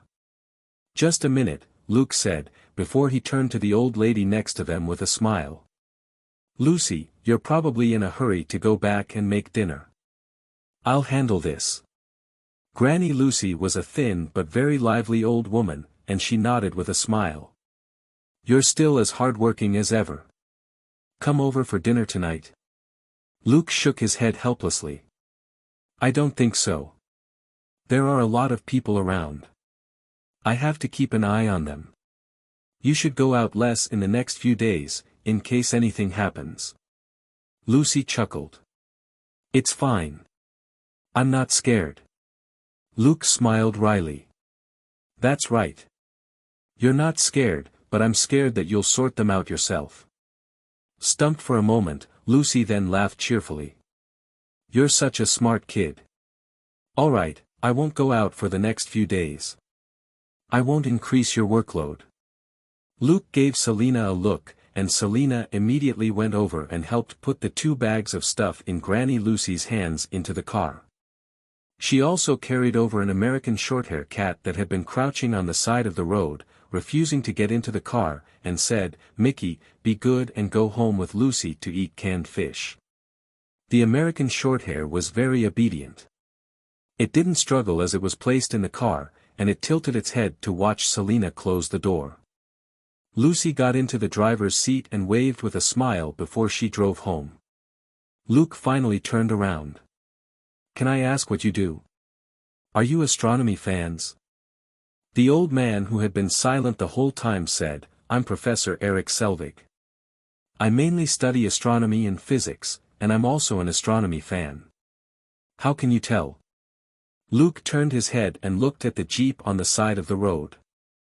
"I don't know many things, but that telescope isn't cheap," Professor Selvig said, as expected of an officer. "You're very observant." Looking at Professor Selvig, who had a bit of a scientific air about him, Luke asked decisively, "How should I address you?" "Jane Foster," said the older woman. "Darcy Lewis," said the younger woman. "Thor," said the tall blonde man with a beard. Luke simply looked at them and didn't act out of the ordinary. He just nodded and said, "Nice to meet you. There haven't been any meteorites here recently." Looking at everybody's disappointment, he added unhurriedly, "But a huge pit appeared in the hills 20 kilometers northwest of town this morning, and there's a hammer in the center of it, like it fell from the sky and smashed a hole in the ground." Stunned for a moment, the blond man placed one hand on Luke's shoulder. "Which way is northwest?" Sensing the pressure on his shoulder, Luke was still a little surprised. This strength was far beyond what a regular person had. His smile didn't waver. "I'll take you there, or you might head in the wrong direction, since there aren't any road signs." The other 3 were a little surprised. His attitude seemed a little too good. But that was exactly what small-town officers were like. Those with good attitudes were as friendly as good neighbors, while those with bad attitudes viewed everyone as criminals. 20 minutes later, they reached the hill. Luke told everybody to get out, and they started climbing the hill. The 4 of them looked at the construction site not far away and found it strange. Darcy, the girl with black-rimmed glasses, was the most lively. She couldn't help but ask, "What are they doing there? Digging for gold?" Luke said, "No, they're just building a cowshed." Darcy exclaimed, "Your cowsheds are really unique. Is that a wall? It looks several meters thick." Luke said, "They're probably thinking about the load." Darcy didn't know much about civil engineering, so she didn't continue asking questions. The others weren't focused on the construction site, nor did they care why the walls were so thick. It felt like a stone platform. Luke and Darcy walked in front. Thor and Jane walked behind, followed by Professor Selvig and Selena. Luke and Darcy chatted quite happily. At the very least, by the time they crossed the hill and saw the pit, he had learned that she was a freshman at Yale and was studying political science. Even though Luke knew a lot about college majors, he didn't know anything about this particular one. But it was a common major at a place like Yale. That didn't stop him from chatting with Darcy, who didn't seem interested in his profession and was more focused on his private life. For example, what did town officers do every day, and whether they frequently killed people. Luke gave the right answers to the questions, and made the girl laugh. In terms of looks, Darcy was a level lower than her teacher, Jane Foster. However, they had different styles. Darcy had a sharp face but a very normal jaw. Jane's features were more angular. Darcy's mouth was wide and her lips were plump. Coupled with the bright red lipstick, it was quite eye-catching. Jane, on the other hand, had only applied lip gloss to her thin lips, which made her look cold. More importantly, as a freshman, Darcy had a size F bust which beat out her teacher several times over. Of course, that wasn't the main reason why Luke had chosen to chat with Darcy. He could clearly see Jane and Thor flirting with each other, there was no need for him to get in the middle of that. Also, the younger the lady, the less troublesome it was. Darcy wasn't on her guard at all. She simply answered whatever question was asked of her. The freshman was clearly much easier to deal with than the female doctor. A female doctor was a magical creature. A female doctor in her 20s was definitely very intelligent. Thus, Luke had chosen Darcy as his breakthrough point. Dr. Selvig? Sorry, Luke would never choose an old man in his 50s as a breakthrough point if he could help it. They had come from New Mexico. They had met Thor while astronomy shots in New Mexico. During breakfast, Darcy had found news and photos of a meteorite in Shackleford on her F2F. Her supervisor and Dr. Selvig had promptly rushed over to take a look. They just so happened to run into Thor, who hitched a lift with them. However, Darcy would occasionally look embarrassed. Clearly, there was more to them running into Thor and giving him a ride. Luke didn't ask any more questions. He simply asked the questions at his own pace. When they reached the top of the hill, the pit was clearly visible, but they couldn't clearly see the hammer in the middle. Their expressions varied, but they were all excited. Of them, Darcy was the most excited. She exclaimed, "Wow," and took out her phone. I'm going to take a photo and post it on F2F. Luke kindly reminded her, "You came here because you saw a photo on F2F. I think it's more meaningful if you at least take a photo with the hammer." Darcy gave an "ah" and clutched her phone to her chest. That's right. It's useless to take such a long shot. Luke couldn't help but look at her phone and nod. They're going down. Let's go. I can take a few photos for you later. If I can do better this time, you might be able to keep them. Darcy followed Luke down the stairs. Do better? Luke reached out and helped Darcy, who had lost her balance. Generally speaking, the photos I take of other people turn out strange. How so? Darcy's face was a little hot, as if she had overexerted herself. Luke let go of her hand and continued down the small path that had just been eked out. For example, anyone I take pictures of always has their eyes closed, or their heads are turned, or their faces are twisted, so the photos can't be used. Darcy was stumped. You do it on purpose? Luke spread his hands. It's precisely because I don't do it on purpose that it seems weird. Darcy shook her head decisively. That's impossible. We'll give it a try later. How can there be such a coincidence? Luke said, fine. In any case, you can delete the photos anytime. Darcy, you're really confident. Luke and Darcy chatted as they walked, and their pace was much slower. Thor directly charged downward. Jane and Dr. Selvig also sped up, completely unaware that the three people behind them were as relaxed as if they were on an excursion. Thor rushed to the hammer, and his excited expression changed as his face turned black. It was only when he got closer that he realized what these mortals were doing to his treasure. It was already hard for him to accept that some of them were trying to pull it out. But some lunged forward, some were biting on it, some were kicking it, and some had even wrapped chains around the hammer to pull it out with a truck. Foolish mortals, how dare you blaspheme the sanctity of a god's weapon, he roared as he pushed aside a brawny man who was about to step forward, and grabbed his hammer. Show them your true strength, Mjolnir, he shouted as he exerted his strength. There was a sudden silence. At the bottom of the pit, which had been as noisy as a playground, there was only the faint sound of the wind. At that moment, Luke and Darcy had just reached the bottom of the pit when they heard the loud shout. Then, nothing. Except for Thor, who was pulling hard on the hammer in the center, everyone else just stared blankly. A moment later, everybody burst out laughing.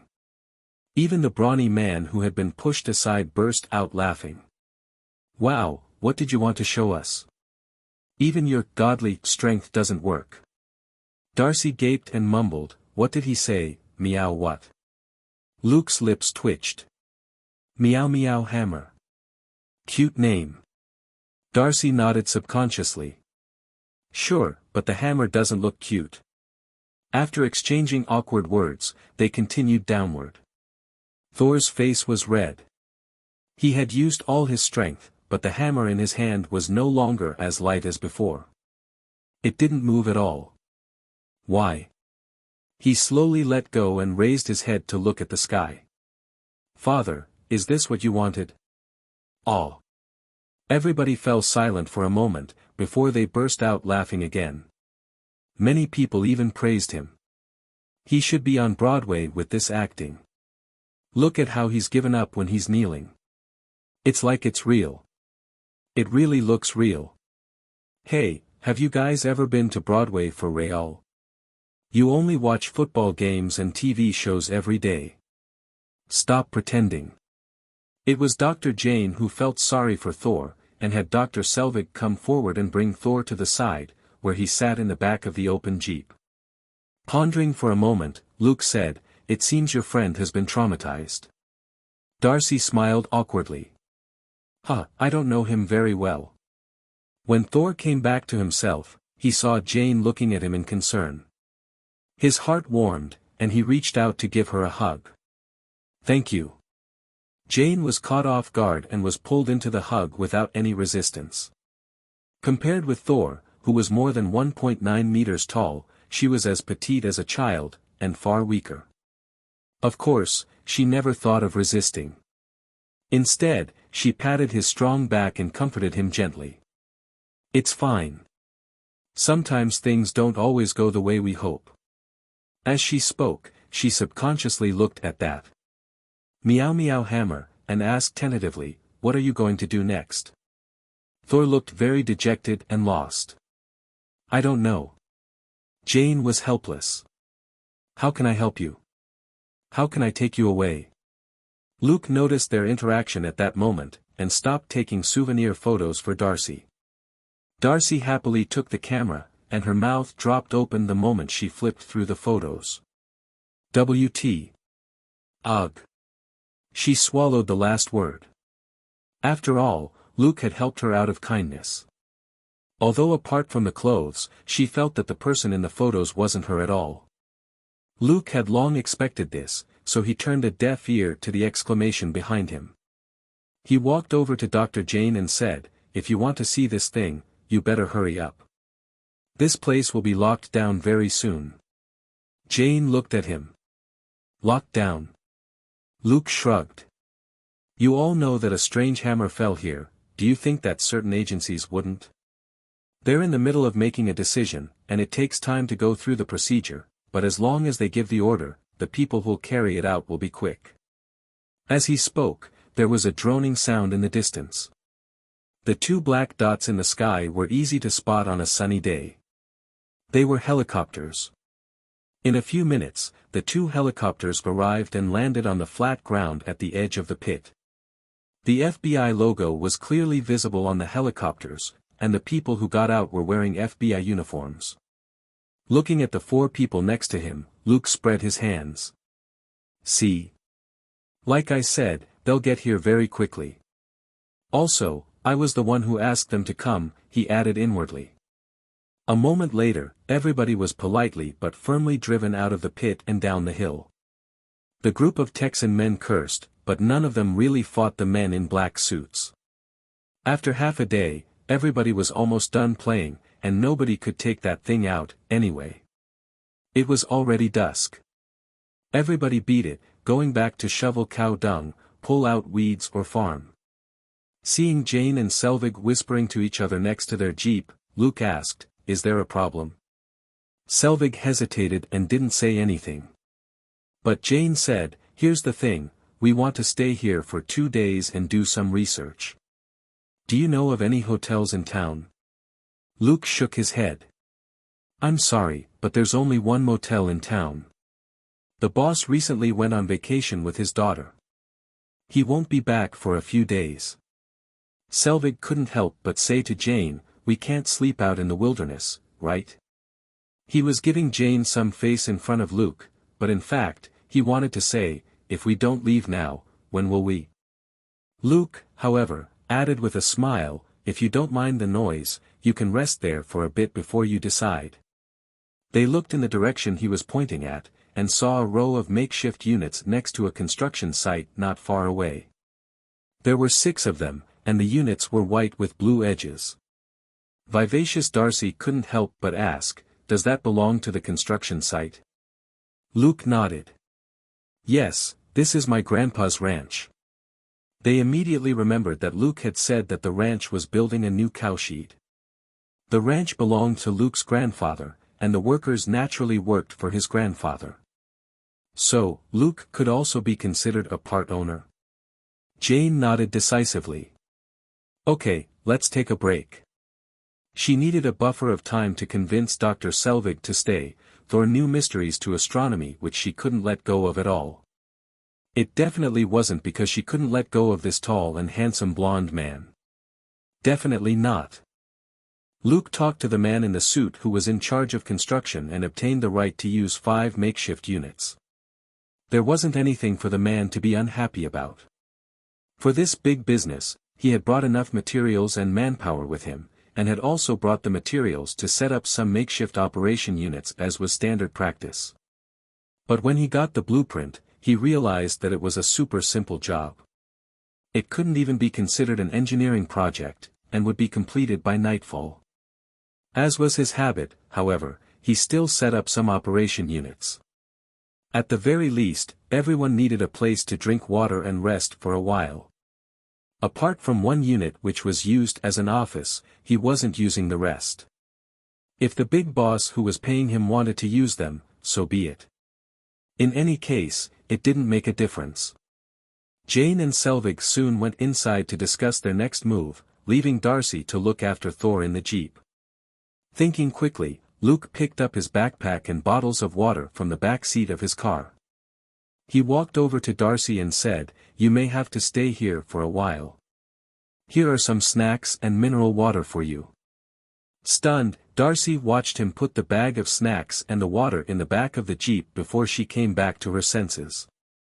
"I'm afraid I won't be able to finish this." Luke stared blankly, then pondered for a few seconds. "Dr. Selvig and Dr. Jane also need to eat and drink, right?" Darcy finally reacted. She felt that Luke had specially delivered these things to her, but it wasn't nice to say it out loud, so he could only use someone else's name. She nodded quickly. Yes, yes. Thank you very much. Luke asked politely, can I have your number? Darcy, oh, of course. If you hadn't said anything, I would have asked for yours first. Luke, huh? Darcy covered her mouth and laughed.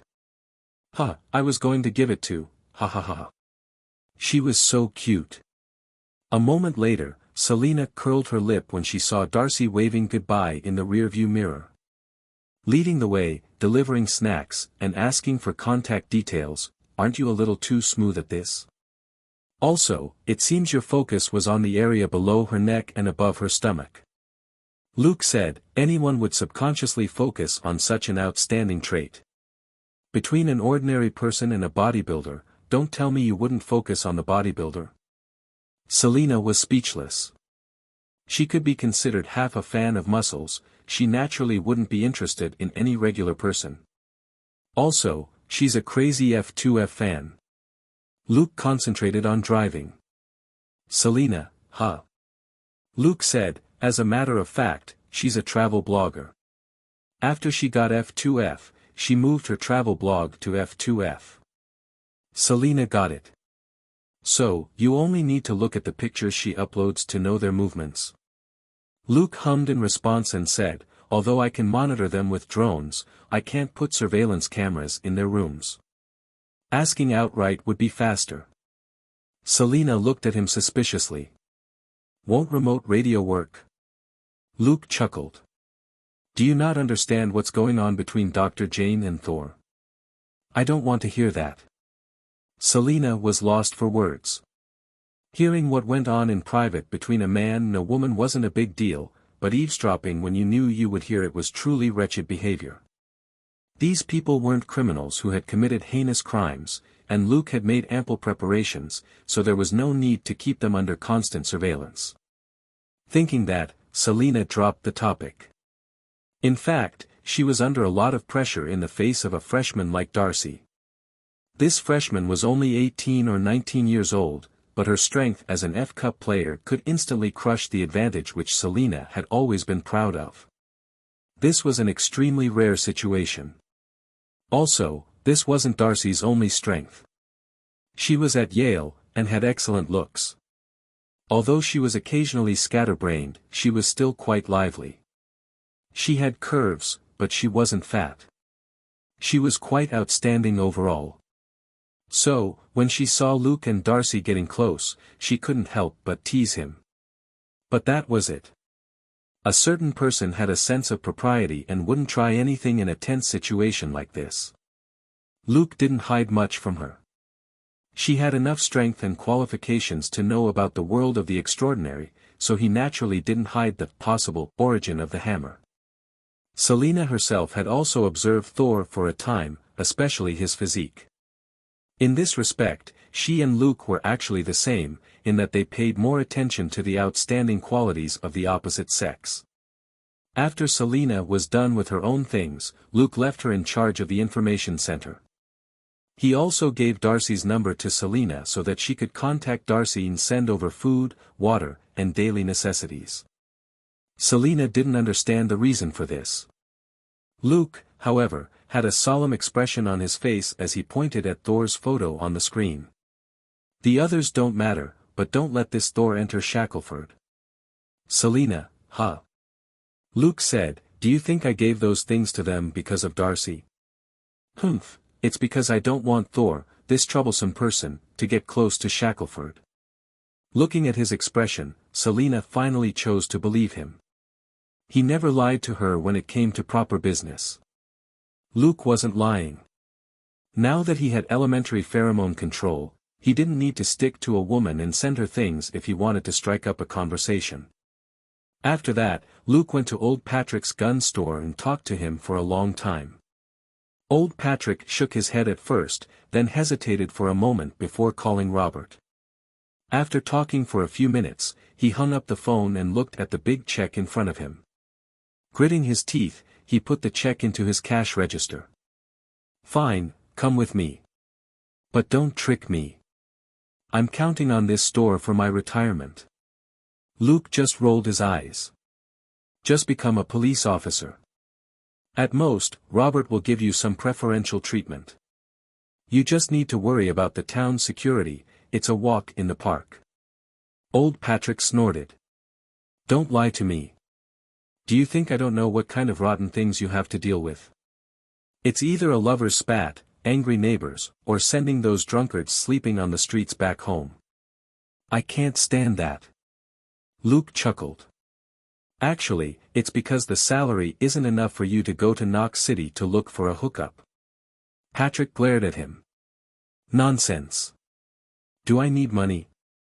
I've never failed with the ladies in the bars in Knox City. Luke smiled but didn't say anything.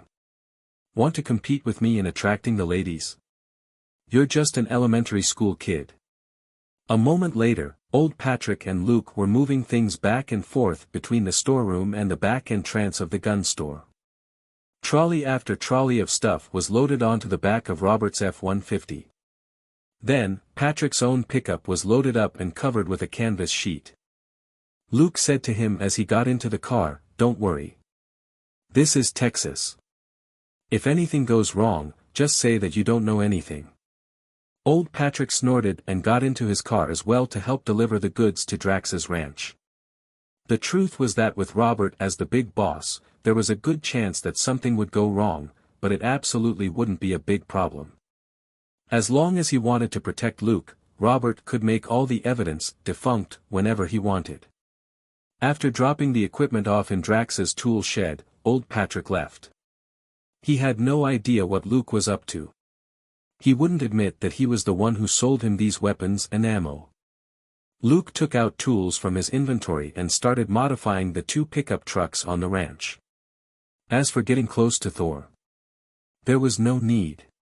That guy was still an arrogant, spoiled kid, which was why his father had kicked him out. He was even richer than Tony Stark. Tony only had Stark Industries, while Thor was the man who would inherit Asgard. In terms of wealth, he had several times more than all the wealth on Earth combined. That was how rich the ruler of the 9 realms was. It wasn't easy to get close to someone like that. Apart from the Avengers who would go through thick and thin with him, he only cared about Jane Foster. But it was Dr. Jane who fell in love with Thor at first sight, and it was only when they became a couple that she received this treatment. As a man, Luke wasn't qualified to take this path, nor could he take it. The truth was that it wasn't easy to get close to any of the Avengers. Even Dr. Banner, who had the best temper, found it hard to control the Green Hulk inside him.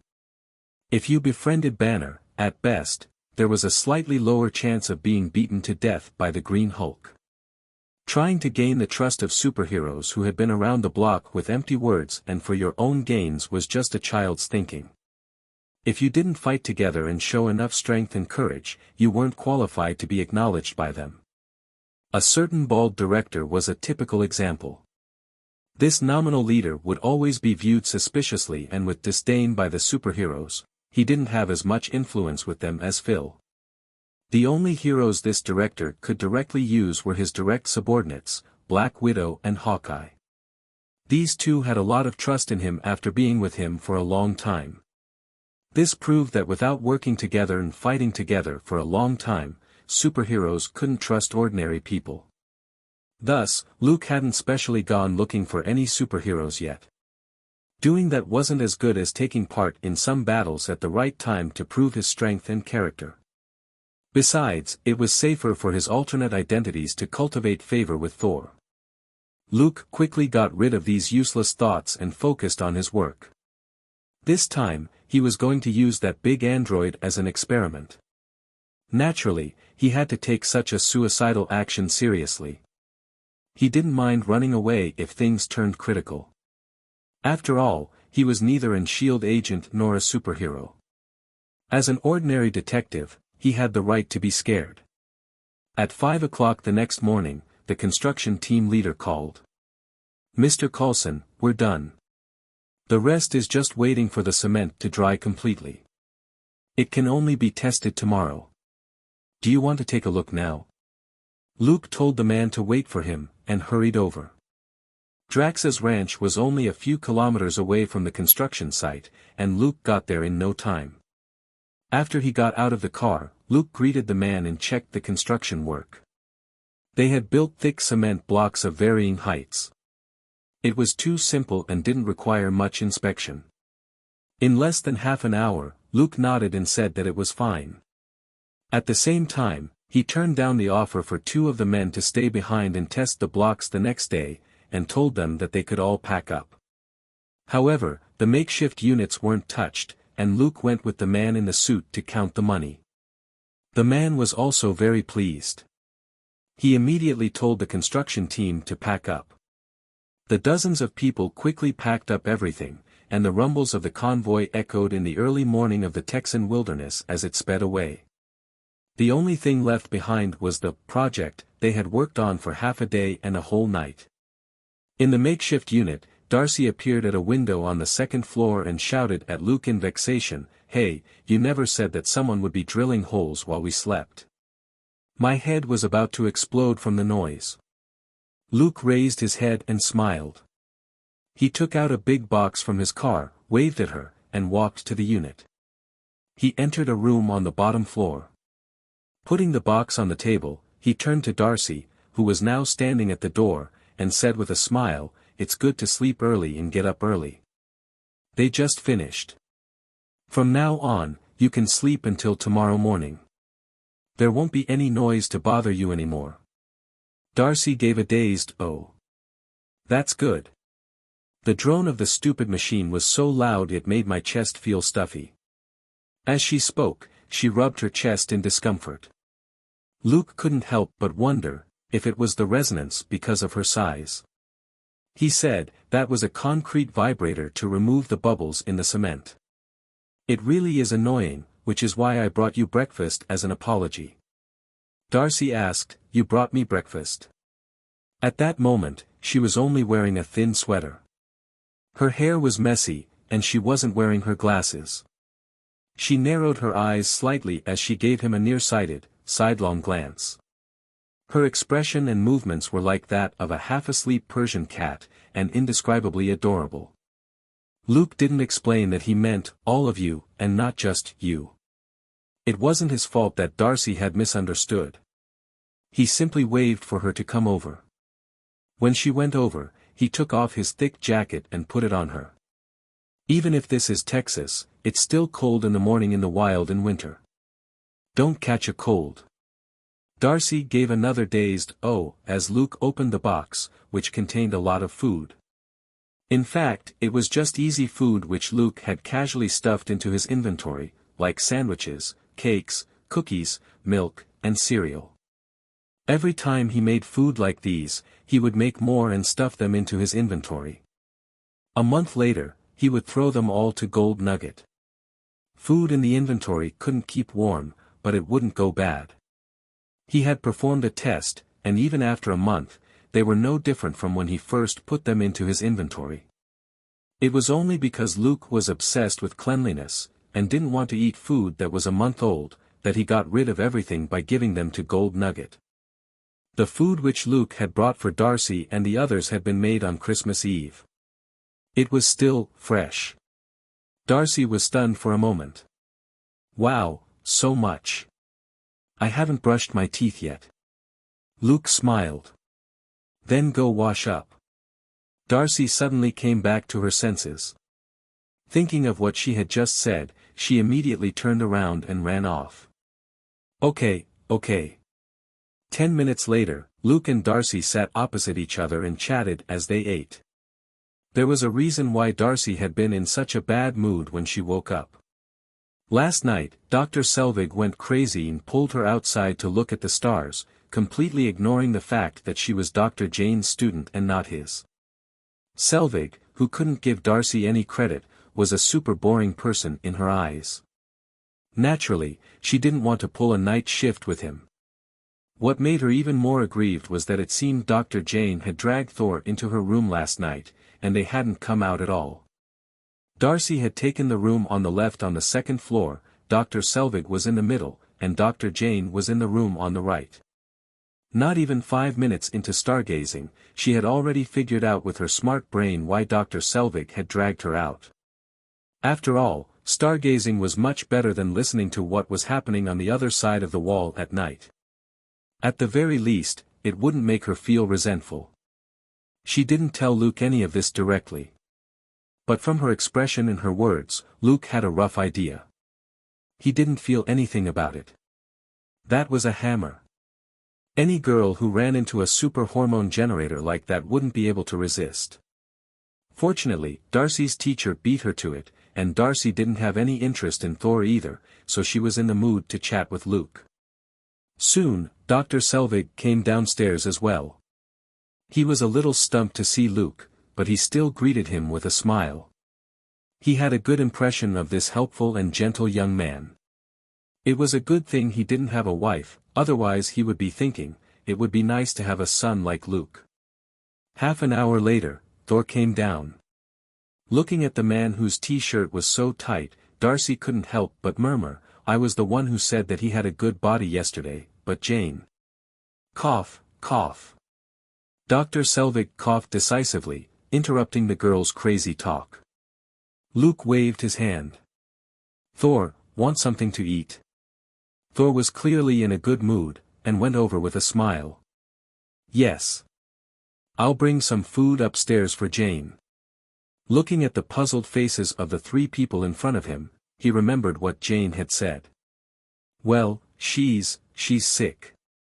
I think she caught that's right, a cold." He wasn't familiar with that word, because he had never caught a cold before. All three of them had, "watch you spout rubbish" expressions on their faces as they let Thor take away half a pot of coffee and a lot of food. When Thor's footsteps rang out upstairs, Darcy said mockingly, "Sure she caught a cold. It was definitely because she didn't wear enough to sleep last night, and didn't cover herself properly with a blanket." Dr. Selvig coughed awkwardly and got up. "I'm going out for a walk." He felt suffocated. It wasn't that he also had designs on Jane, but that she was a great researcher, and had now been seduced by a handsome blonde. This was a major blow to Selvig's passion for research. Scientists also needed colleagues to encourage them to move forward. Having colleagues who could keep pace with them was as important as a detective having a partner they could rely on. What was even more depressing was that it looked like there was a little of that going on with Darcy and the young detective. It seemed that this unreliable assistant was going to become even more unreliable. Selvig was afraid that he would have to sleep in the jeep alone tonight to avoid a possible, two-pronged attack. Walking out, he couldn't help but look back at the makeshift unit. "Why don't I move to the bottom floor tonight?" At that moment, Luke had figured out Jane's plan from Darcy and Selvig. They would stay here for another 2 or 3 days to observe the situation a little more before deciding again after that. When Selvig said that, he looked as if his daughter had been kidnapped. A few minutes later, Luke said goodbye. He told Selvig and Darcy that he was on a ranch not far away. If they needed food, water, or anything else, they could look for him there, while they could stay in this makeshift unit. Selvig sighed when he heard that. This kid was really bright. Darcy waved goodbye reluctantly. Luke had given her his jacket earlier, which had been hiding his body. As a fan of muscles, Darcy was naturally knowledgeable, and her good impression of Luke had increased by at least 20%. Strong, sunny, and gentle. This bro's very attractive. She mumbled inwardly as she watched Luke's car leave. Luke returned to the tool shed on the ranch and continued working. At 11 in the morning, his phone rang. When he picked up, he heard Darcy's anxious voice. Luke, can you help me?" Luke said, "Calm down. What happened?" Darcy said, "Thor beat up the FBI on the hill, and he's now been detained. The FBI even took our files and equipment." Luke, huh? Why did they take the trio's files and equipment? What was Phil doing? Thinking for a moment, he said, "Tell Dr. Jane and Dr. Selvig that I'll come over to take a look. Tell them not to act rashly." Darcy was right to look for him. Law and order in a place like this didn't work under the FBI, and the officers here had enough law enforcement power in their own jurisdiction. If necessary, they could go head-to-head with the FBI. The FBI didn't necessarily want to offend local law enforcement. Besides, this was Texas, and the police officers here weren't easy to deal with.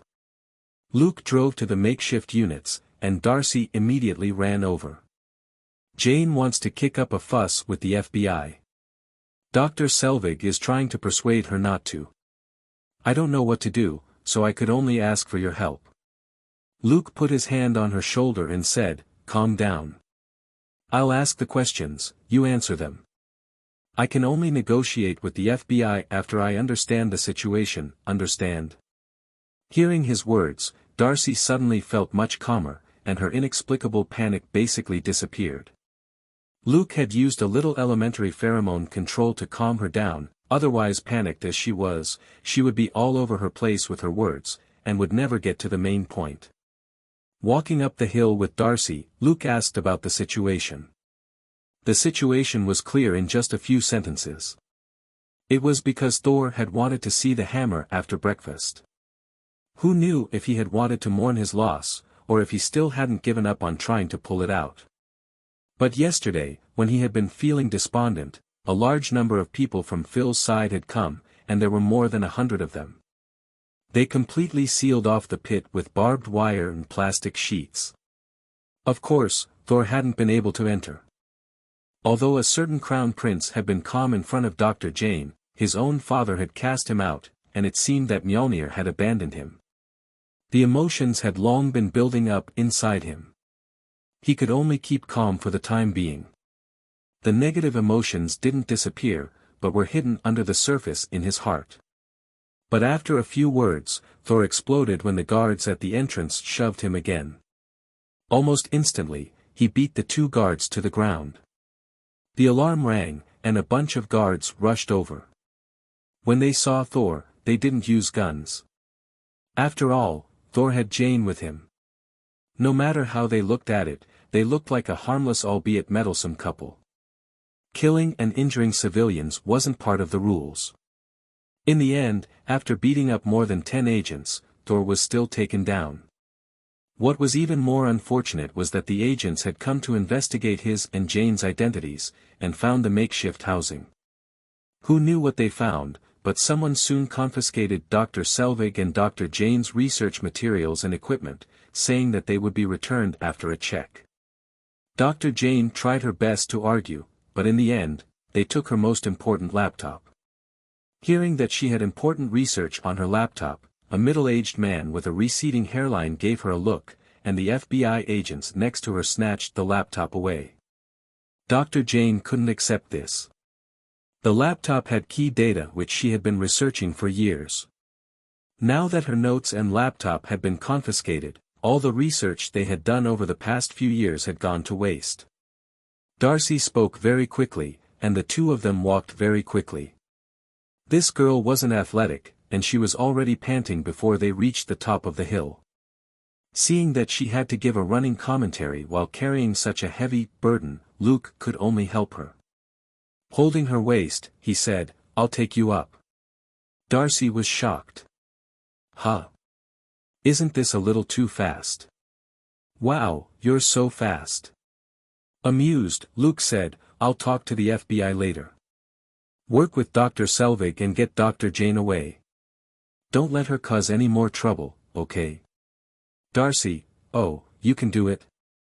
As soon as she said the words, she was a little embarrassed. "I didn't mean it like that, it's just that it feels like these FBI agents aren't easy to deal with, so." Luke said, "I'll see if I can talk to someone I know. I can only try, however. After all, I'm just a police officer." Darcy nodded. "That's true, This time, she finally cut herself off in time. It would be too bad of her otherwise, to call him in a panic to help and then roast him for not being able to do anything. Luke didn't mind. This girl had been born snarky, even to herself. With his heart that had been tempered 1,000 times in his previous life, he only found this girl interesting, not to mention that she was very nice looking. After a few words, he led Darcy to the entrance of the containment zone. Not far away, Selvig and Jane were talking. Jane was clearly frustrated as she paced back and forth, her voice occasionally getting louder. But ultimately, she had good manners. Her anger wasn't directed at Selvig, and she was simply raising her voice in agitation. Luke let go of Darcy's slightly supple waist, and gestured at her before he walked over to the guard at the entrance. Faced with the two guards who were clearly more vigilant, he didn't approach them. Instead, he took out his phone 10 meters away and called Phil. He hung up after a few words and stared at the two guards. Then, the guard suddenly raised one hand to his earpiece as if he was listening to an order. A moment later, he looked at Luke. Name? Luke walked over. Luke Coulson. The two guards looked at each other, and one of them gestured. Follow me. Don't look around and don't run around, or you might be killed on the spot. Luke said, got it. A few minutes later, Luke walked into a corner surrounded by plastic sheets. A middle-aged man in a black suit was standing there, looking at the work below. It was Phil. Hearing footsteps, he turned around and waved at the guard with a smile. The guard left. Luke asked, are we going to talk here? Phil looked down at the hammer and nodded. A little over there. They walked to the corner and talked in low voices. Half an hour later, Luke rubbed his wrist as he was escorted out by the guards. When he recalled the system notification, however, his mood was a little complicated. System, you have defeated Thor Odinson and received a list of his abilities. Thor's abilities: Elementary Tactical Command, Elementary Cold Weapon Proficiency, Advanced One-Handed Hammer Proficiency. Elementary Asgardian General Knowledge, 50,000 credit points, partially available. What left him in a strange mood was the last, partially available. After spending 50,000 credits without any hesitation to learn this ability, Luke found that it was basically common knowledge, and had practically nothing on the Asgardian technological, magical, system like he had imagined. It was like an ancient person from another world obtaining a book titled A Compendium of General Knowledge of Earth, only to open it and discover that it contained primary school knowledge which everybody on Earth knew. Was it useless? No. It would become more useful to Luke in the long run. Without a foundation, it was hard to understand more profound knowledge, and he still had a chance to obtain more of the latter. After Luke's prodding, the system finally gave him a brief explanation. System, you defeated Thor Odinson, sealed. Thor's abilities: Elementary Tactical Command. Elementary Asgardian General Knowledge, 50,000 credit points, sealed, partially available. The incomplete version of general knowledge which Luke had learned hence might have something to do with Thor being sealed by Odin. It was very likely that this knowledge had been sealed by Odin. It was indeed not easy to obtain the abilities of a god. Thinking this, he walked out of the containment zone. The three people who were already tired of talking stared at him. When Luke walked over, Dr. Jane couldn't wait to rush over and ask, how did it go? Luke, can they let him go? Luke chuckled inwardly. It seemed she was even more concerned about the man than her research. As he thought this, he nodded slightly. They're going to ask Thor a few routine questions, and check over your equipment and files. It might take half a day, so go back to the units and wait. Of course, he couldn't say that he had worn a mask and beat up Thor, the weakest chicken in history, much less that he was ready to throw out a long line to catch a big fish after his talk with Phil. Hearing that, Dr. Jane was a little anxious. Are you sure it'll be alright? As soon as Dr. Jane said that, both Selvig and Darcy looked embarrassed. Luke didn't owe them anything, and had always shown them consideration. As soon as Darcy called, he immediately came over to negotiate with the FBI. This couldn't even be called just doing his job. It was purely because he had a big heart and was willing to lend a hand. Dr. Jane's words were very rude. If there really was a problem, she wouldn't be able to solve it. What was the point of asking? Luke, however, wasn't angry. Women in love were brainless, even goddesses who were usually geniuses. He had encountered too many situations like this at work, so he wasn't angry at all. He simply said, "They're an official department, and they have to go through procedure. I know someone, but he can't break the rules for this. Once it's over, they'll naturally release him and return your things. You know how much time it takes to go through procedures, right?" This time, even Dr. Jane nodded subconsciously. They were university lecturers, and universities were also very particular about procedures and rules. If they wanted to bypass procedures, that would take extraordinary connections, like being able to get a certain big shot to vouch for them. Luke was just a small-town police officer, not the FBI director. It was already good enough that he could bail Thor out. Selvig was even more aware of the fact that this FBI wasn't the FBI at all, but some more mysterious department. It had only taken Luke half a day to actually convince them to let Thor go. This was already a good result. The four of them returned to the makeshift housing. Selvig persuaded Dr. Jane to take a break, and Luke said goodbye. Darcy stopped him and asked in embarrassment, "Hey, can I shower at your place?" "Luke, huh?" Darcy chuckled. "I haven't been able to shower since the night before last. I feel gross, so." Luke was amused. "Okay, take my car." Darcy nodded decisively, then told him to wait for a moment before she let Selvig know, then got into Luke's car and left. Selvig was left standing in front of the makeshift unit with a pained expression on his face. "What are you teachers and students doing?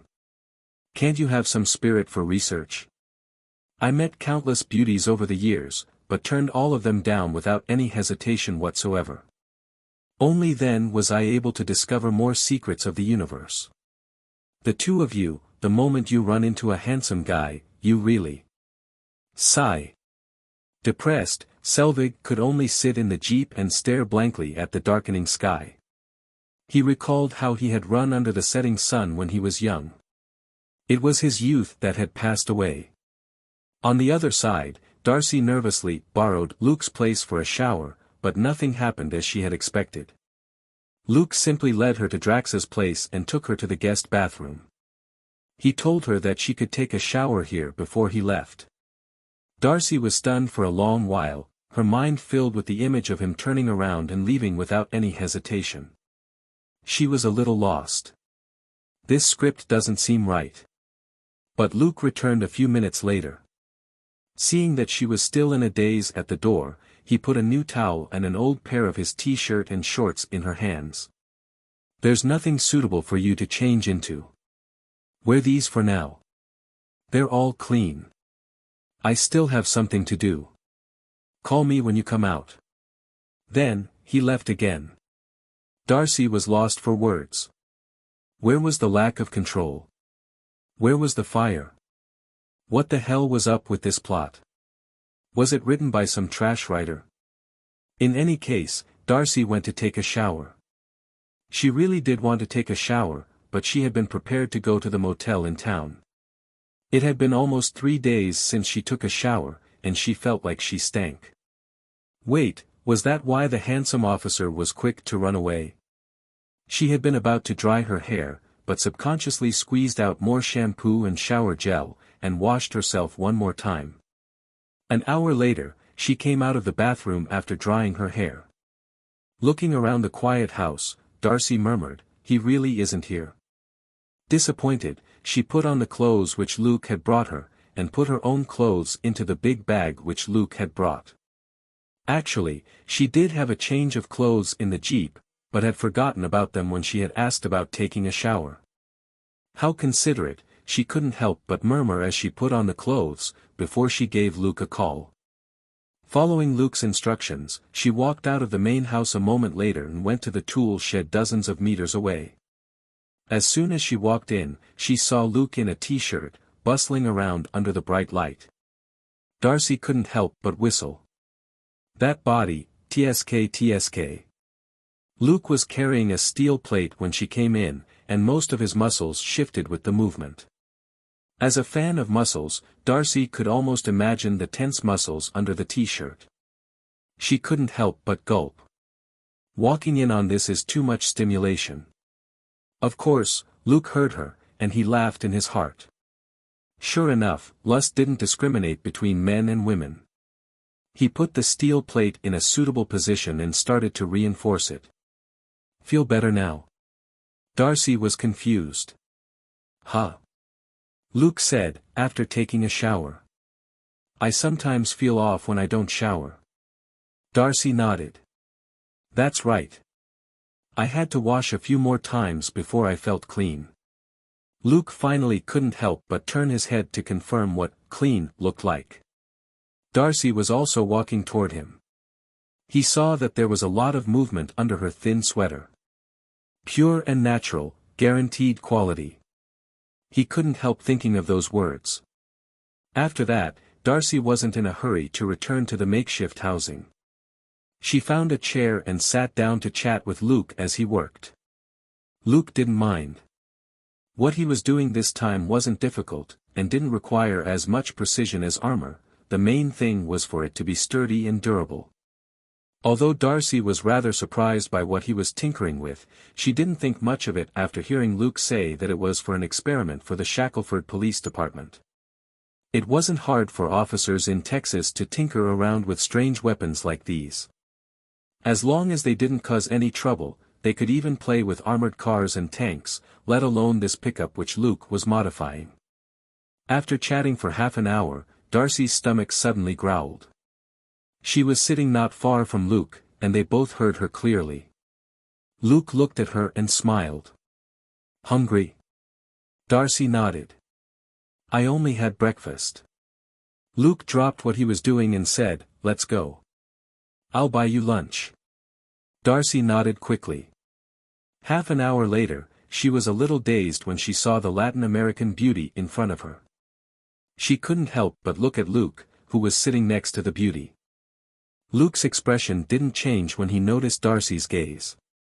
You don't seem to be eating much. Does it not suit your taste? Darcy shook her head. No. Selena's your partner. The two of you are very close. Luke didn't think much of it. That's right, like we wear the same pants. Selena glared at him unhappily, as if to say, since when do we wear the same pants? Luke explained without prompting, it's a saying, it just means that we're very close. Looking at the two communicating with their gazes alone, Darcy nodded blankly. I got it. She was a university student, she could still figure something like this out. Also, these two really were very familiar with each other. They didn't really wear the same pants, right? TSK, TSK. Some strange images involuntarily popped up in her head. No, that's not right. Why am I thinking this? She shook her head and focused on her lunch. After lunch, Luke sent her back to the makeshift housing. Looking at Darcy, who was watching Luke's car drive off, Selvig gave another deep sigh. It had only been 2 to 3 hours since she left, and she had already showered and changed clothes. She was indeed an impulsive youngster. Darcy, on the other hand, mumbled inwardly, does he like me or not? He let me go over to take a shower, but had that beautiful partner eat with us. In the end, he sent me back. What on earth does this mean? For a moment it was quiet in the makeshift housing. Back at the ranch, Selena was examining the 2 modified pickup trucks in the tool shed. When Luke returned, she simply asked, what, smitten by the F-cup player? Luke said solemnly, I don't ask for much, a D-cup is already above average. I can also accept a B-cup. Selena couldn't help but spit at him, but didn't dwell on it. Jenny was a B-cup player, and Luke didn't mind. More importantly, from the look on Darcy's face, Selena knew that nothing had happened between her and Luke. Changing the topic, she looked at the 2 pickup trucks in the tool shed and pointed at one of them. Are you sure you want to use this? Luke nodded. It's better to be prepared. This thing might not be enough. Selena was surprised. This isn't enough. Then what do you want? A ship cannon? Recalling the information he had just received at noon, Luke couldn't help but shake his head. That's a god. The enemy he's facing might not be an ordinary human being. I can't come up with a ship cannon, and even if I could, it's hard to find a suitable opportunity to use it. Otherwise, I wouldn't mind giving it a try. She didn't think Luke was joking. Given his personality, he never liked to take things easy in battle. He would never leave any loose ends behind if he could tie them up neatly. Also, since he said he wouldn't mind giving it a try, that meant that he had indeed considered it. Thinking that, her expression turned solemn. Are we really going to get involved? What I mean is that if it's a battle between gods, it shouldn't have anything to do with us. Luke sighed. But gods don't consider people's feelings. They fight wherever they want. If they mess around elsewhere, I wouldn't know or care. If they choose to fight here in Shackleford, however, I can only make my own preparations.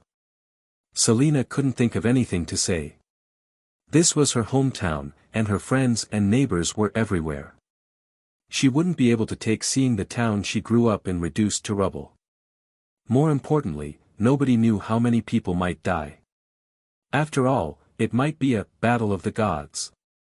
If Shackleford was turned into a huge pit, at least 1,000 lives would be lost. Thinking that, she got up and returned to Shackleford. Luke grabbed Gold Nugget by the back of its neck and whispered into its ear, "Protect her. In a critical situation, you can ignore all restrictions, just make sure she survives." Gold Nugget, huh? The past safety rules had never been this relaxed. Luke patted its head. "When we're done with everything this time, I'll make you 3 delicious meals when we get back. Whatever you want." Gold Nugget whined and nudged Luke's hand, and wagged its tail as it happily followed Selina. Luke dared to give Gold Nugget such an order because he had enough confidence in himself. With the amount of money he currently had, he could easily take on a completely new identity and live out his days comfortably elsewhere. He could also make up for a lot of other issues. The money he had and the arrangements he had made over the past few months were enough to reduce any repercussions from Gold Nugget and Selina being exposed to acceptable levels. Naturally, he had to release some of the safety restrictions on Gold Nugget. The day passed peacefully. Darcy called in the evening and asked when Thor could be released. Luke simply texted Phil, and then told Darcy that it wouldn't be long. The guards finally brought Thor out at 8 in the evening, and the 4 of them arrived at the ranch around 9. Luke offered to let them use the communal shower at the ranch, and also gave 2 sets of his own clothes to Thor. Luke was now 1.88 meters tall. His muscles weren't as explosive as Thor's, but his clothes still fit. Dr. Jane clumsily took care of Thor. The female genius clearly wasn't very good at taking care of people, but Thor dejectedly let her take care of him as he reverted back to a downhearted state. Luke could only shake his head inwardly. While he was getting food for them, he pulled Darcy into the kitchen. In the end, Darcy didn't know what was going on with Thor. She only said that when he left the FBI base, he looked like he had nothing to live for. Luke was certain that he hadn't been interrogated. Even if Thor's right eye was black, that was from Luke, and that had been in a match, not a one-sided beating. Even when Thor lost back then, he didn't look as depressed as he did now, since he had only lost in this weak body of his. Also, after talking to Luke, Phil wouldn't do something so stupid. Instead, he left Thor to be bait. Of course, what Phil was looking to catch wasn't fish, but a crazy horned bee ****. When the 4 of them returned to the makeshift housing and Dr. Jane and Thor chatted out in the wilderness at night, Thor finally said something: his father was dead. Huh? Odin was dead? Looking at Thor's sad expression on the drone feed, Luke couldn't help but rub his forehead. Did Odin die in the movie? That didn't seem to be the case. Although Luke couldn't remember the details, it seemed that Thor had still been Crown Prince in the first Avengers movie during the Battle of New York. That meant that Odin was still alive. Odin was the ruler of the 9 realms. It was impossible for his death to go unremarked. So, Thor, had been tricked. Who was messing around with Thor? Loki. An image of a little Bambi subconsciously appeared in Luke's mind. Alright, it should be the image of a black-haired young man with a horned helmet. It seemed he was the boss dispatched during the Battle of New York, and who brought a bunch of aliens to invade Earth. This guy was also Thor's brother, and seemed to be a sorcerer. He loved to scheme, and tricking his stupid brother was his life's greatest pleasure. What other nickname did he have? Luke thought hard for a moment, then slapped his thigh. Sister G. The thing that Luke remembered most about Loki was that in the Battle of New York, this god was smashed around by a certain green Hulk, and finally ended up in a pit, unable to draw breath. As for the rest, Luke really couldn't remember. As for how this guy triggered the Battle of New York, Luke had no idea. It seemed it had something to do with the Tesseract and opening something like a portal. Luke collected his wandering thoughts and started thinking about the current situation. If nothing unexpected happened, Dr. Jane and the others should be leaving soon. After all, Thor didn't seem to have any intention of staying here, and Dr. Jane had even less reason to hang around in a makeshift house in the middle of nowhere. It was only because there was something wrong with Thor that Dr. Jane hadn't thought about leaving today.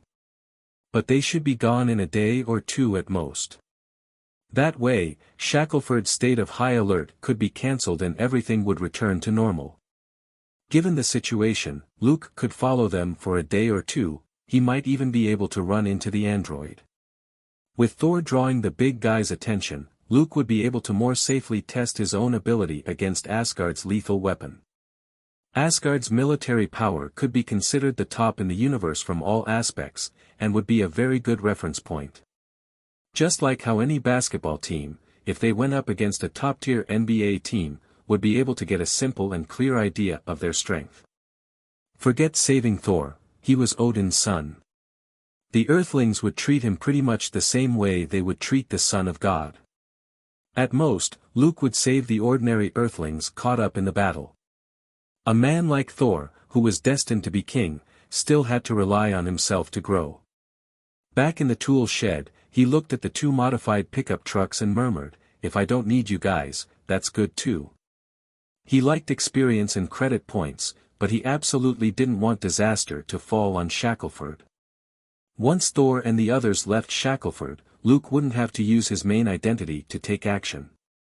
Instead, he would use his strongest and also least known persona, Big Dipper. That would make it easier for him to go all out. It was still better to test the effectiveness of these two modified pickup trucks in Shackleford first. If he really couldn't win, he would run. After all, in the eyes of gods, ordinary people weren't worthy of their attention unless the person could stomp them into the ground. Luke also knew very well that the Asgardians' military might would never come to Earth just for Thor.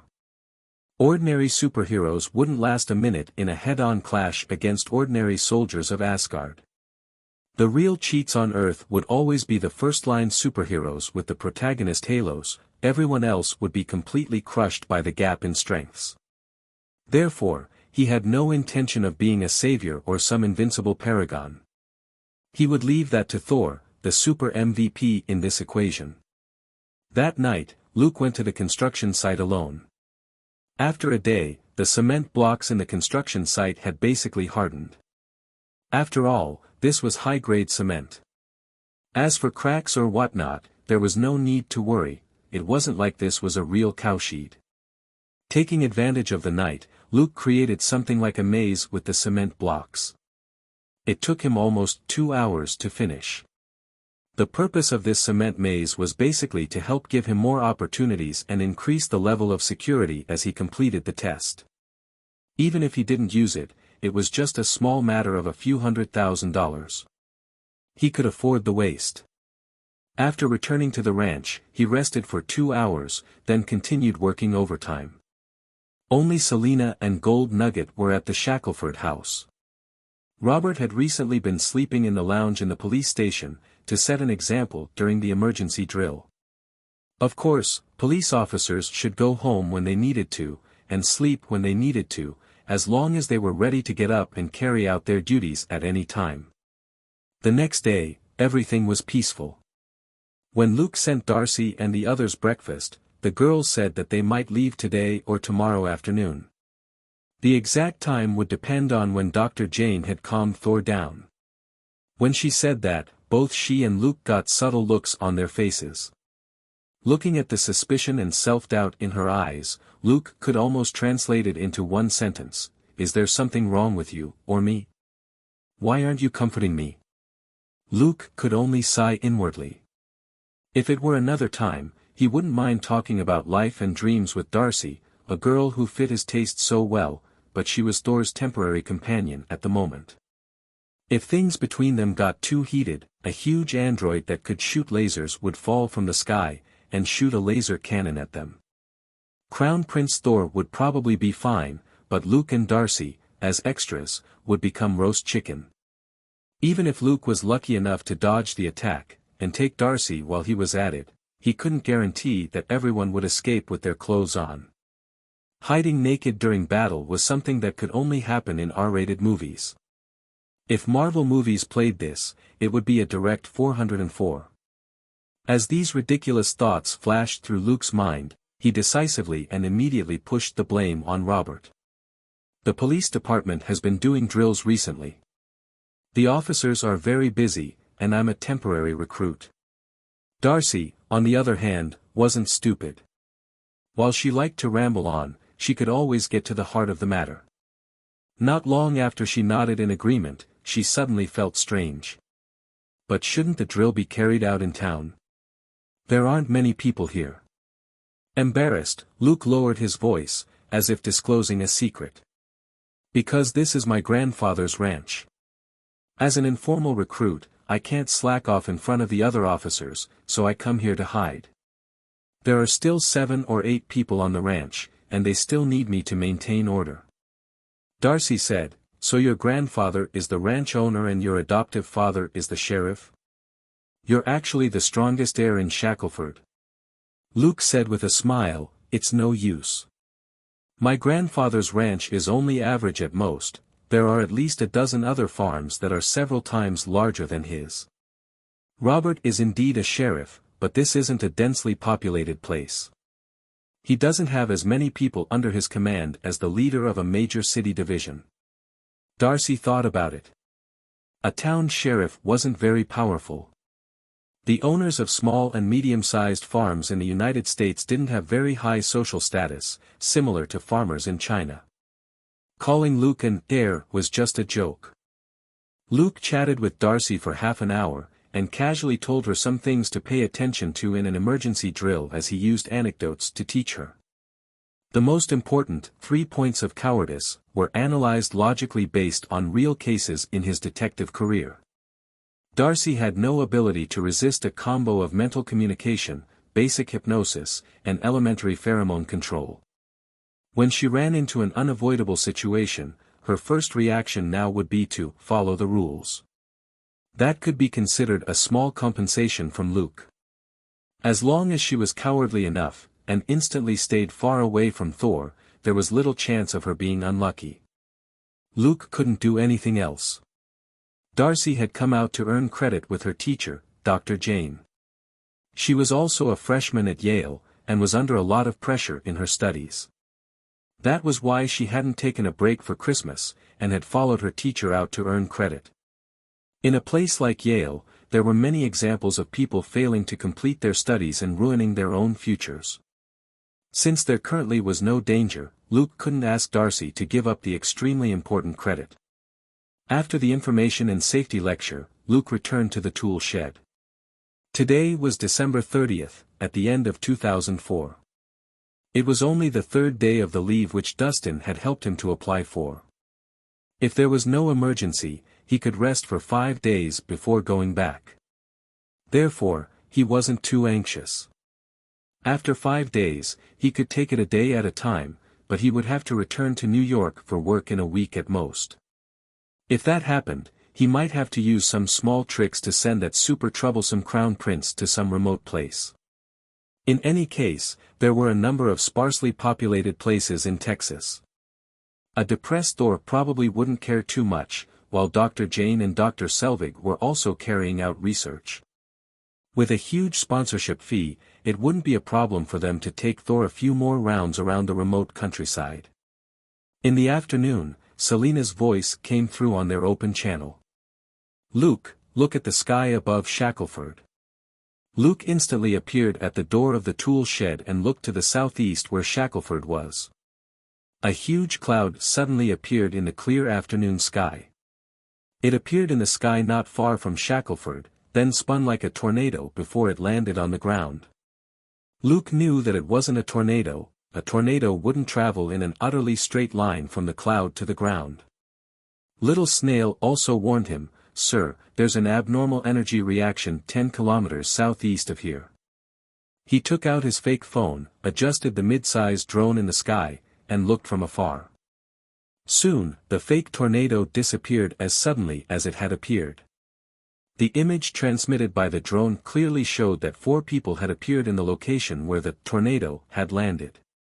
There was a huge circular design with an orderly pattern on the ground. Luke smacked his lips and said, "I'll deal with them. Tell Robert to keep the officers away, just pretend they don't exist."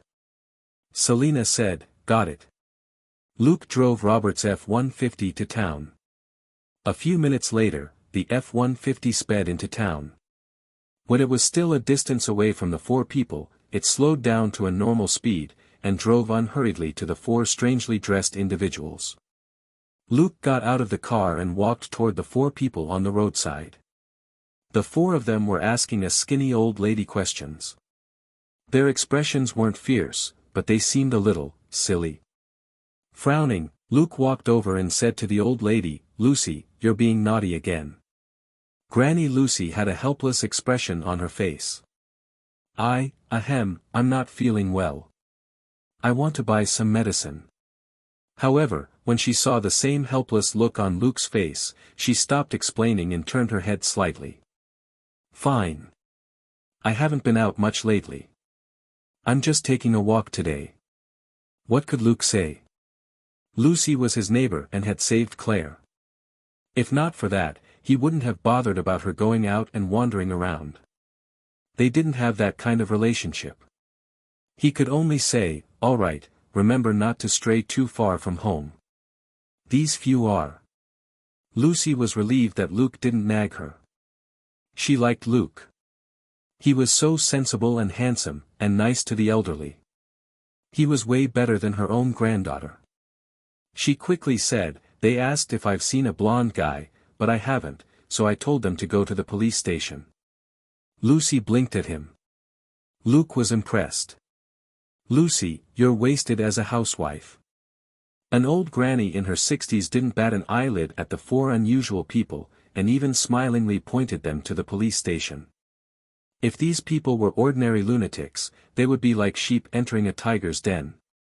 Shackleford had been under an emergency order for the past 2 days, and there were always more than 2 teams of police officers at the police station at any time, ready to deal with any situation. If Granny Lucy were 20 years younger, Luke would be more than willing to recruit her. Truly, the older, the wiser. He winked at Lucy and said, "Leave it to me, then." Lucy smiled and nodded. "That's good. Remember to give them directions. Oh, boys, and this beautiful lady, this child will show you the way. I'm going to go home and cook dinner for my old man." The 4 of them didn't have any objections. The only woman even smiled at Lucy and nodded to express her gratitude. Watching Lucy walk off slowly, Luke turned around and looked at the 4 of them. They were indeed dressed in very old-fashioned outfits, but they were also fashionable. The 4 of them were wearing something that looked like ancient armor, and were holding cold weapons. It was indeed very old-fashioned, but if the location was changed to some anime expo, they would be very trendy cosplayers. However, these people were probably really ancient, and weren't cosplayers. With a smile on his face, Luke said to the only woman, "I'm a police officer here. May I ask, why are you here in Shackleford?" The only woman among the 4 felt that the young man in front of her was very pleasing to the eye, like a big kid next door. She spoke almost without hesitation. We're looking for Thor. Luke's smile didn't change, but he thought, bingo. He had been right, these four were probably the Crown Prince's comrades. Their main purpose was to buy time for the protagonist and to use their own strength as a reference to highlight the Crown Prince's prowess. Then, they would shout that he was awesome and applaud him. Finally, the Crown Prince and his band of merry brothers, and sister, would return home together. It was the typical happy ending. Still smiling, Luke asked the only woman among the four, "Are you his friends?" This valiant woman nodded without hesitation. "Yes, we are Thor's best friends." Pretending to be deep in thought, Luke nodded after 2 seconds. "Can I ask you what he looks like?" The woman replied without hesitation, "He has blonde hair, is more than half a head taller than me, and he's very strong. He probably came here a few days ago." "You mean he was thrown down here a few days ago?" Luke mocked inwardly. After a moment, he nodded. "I did meet someone who looks like your description. And he also said his name was Thor." The bearded man grabbed Luke's shoulder and asked, "Where is he?" Luke immediately grimaced. "Ouch. That hurts." The woman reacted the quickest and slapped the bearded man's hand away. "Are you crazy? Do you want to crush his shoulder?" She then turned to Luke. "I'm sorry. He didn't mean it. Let me see how your shoulder is." Luke, on the other hand, rubbed his shoulder and shook his head. "I'm fine. He didn't use much strength. You stopped him in time." He even moved his shoulder a few times to show that it was fine. The woman was a little surprised, but didn't think much of it. After all, she wasn't the one who'd made the move. She'd only made a general judgment, and the bearded man might not have used as much force on a Midgardian. In fact, the bearded man hadn't used much strength. For an Asgardian, it was only a little. Luke's shoulder blade hadn't shattered, but there was a slight fracture. Elementary self-healing and elementary limb regeneration immediately started to take effect. There was a familiar numbing sensation in his shoulder. He easily endured the feeling, which would have been very uncomfortable for an ordinary person, a smile still on his face. "How about this, I'll drive you there. Thor is temporarily staying at a ranch outside town, but I'm not sure he's the one you're looking for." The four of them were stumped for a moment, before they were delighted and quickly agreed. A moment later, 3 burly men crowded into the back of the F-150, while the woman sat in the passenger seat, and Luke drove away from Shackleford. Everyone introduced themselves on the journey. It was a pity that elementary pheromone control was only effective on women, so Luke mainly chatted with the valiant warrior Sif. The other 3 burly men, who called themselves the Warriors 3, looked left and right, as if they couldn't understand why Sif was acting so warmly toward a strange little boy. It had to be pointed out that they had been comrades for hundreds of years, and they usually didn't receive this sort of treatment when they talked together. It wasn't envy. If they were envious, it would be of Thor. They were just curious. Perhaps this little fellow was especially likable. The 3 burly men could only think this way when they heard the 2 of them chatting happily. Luke obtained a lot of classified information from Sif. These people didn't seem to have much of an understanding of Earth. It was like how some people didn't know what the situation was like in smaller countries, or perhaps they didn't care. Sif casually revealed a lot of things about the 9 realms. For example, some people in Vanaheim were causing trouble, and things were peaceful with Jotunheim for now.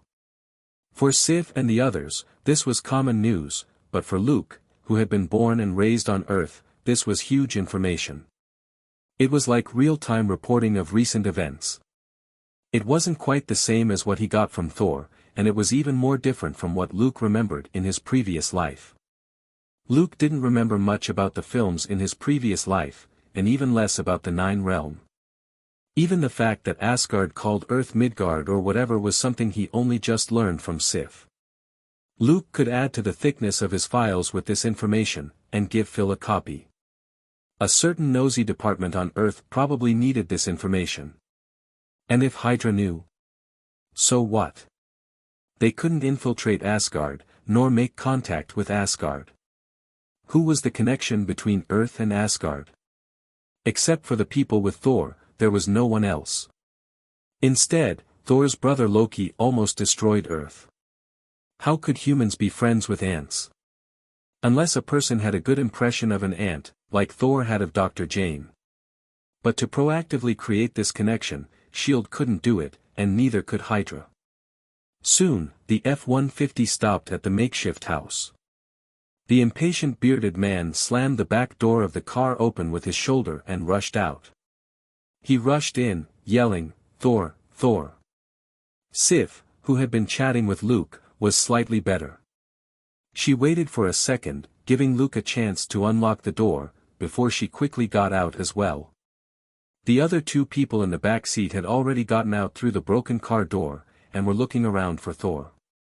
Luke walked to the back and looked at the deformed door that was now barely hanging on to the car. He grimaced. Robert was going to nag him now. At the same time, he was once again sure that these Forest Guardians were really strong. In a head-on clash, even if he had 40 strength, he wouldn't be able to compare with them. Of course, those who could hang around with Thor would be at least the top elites of Asgard. Luke didn't have to compete with them in terms of physical strength. Everyone had their own strengths, and his had never been physical strength. On the other side, a door on the second floor of the makeshift house burst open. Thor rushed out and looked at the four people downstairs with a rare smile on his face. The old friends laughed and hugged each other. Luke told Dr. Jane and the other two, who had come out of the rooms, that they were Thor's friends. He didn't say anything more. There would be no point if they wouldn't believe him. Thor was nothing more than a very strong human if he didn't pick up his hammer and transform on the spot. It went without saying that a god of thunder who couldn't release lightning was a terrible close combat mage. Before long, the group was in Luke's car once more. They needed a place to talk. The makeshift house obviously wasn't suitable. Luke kindly said that they could go to a nearby ranch where they could eat, drink, and talk. No one had any objections. This time, Dr. Jane and Xavier drove their own jeep, and the four biggest Guardian men were politely invited to ride in the back of the pickup. He didn't want to have to pay for both back doors on Robert's F-150. Sif took the initiative to ride in the back as well, choosing to make merry with her friends. Darcy was able to sit in the front passenger seat of the pickup. At that moment, she was wearing her black-framed glasses. From time to time, she would look at the five laughing people in the rearview mirror over the top of her glasses. "Are they, too engrossed in cosplay?" she gulped and asked softly. Words like, "shattered the frost giant's head, dug out the dragon's heart," and "tore the monster into pieces," kept floating into her ears from the back of the pickup.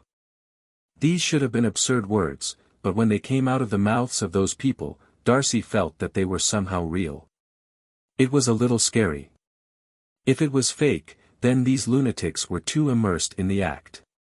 If they went crazy and treated her as some frost giant or dragon, smashed her head in and dug her heart out, and left her corpse out in the wilderness as a warning to others, that would be too unlucky.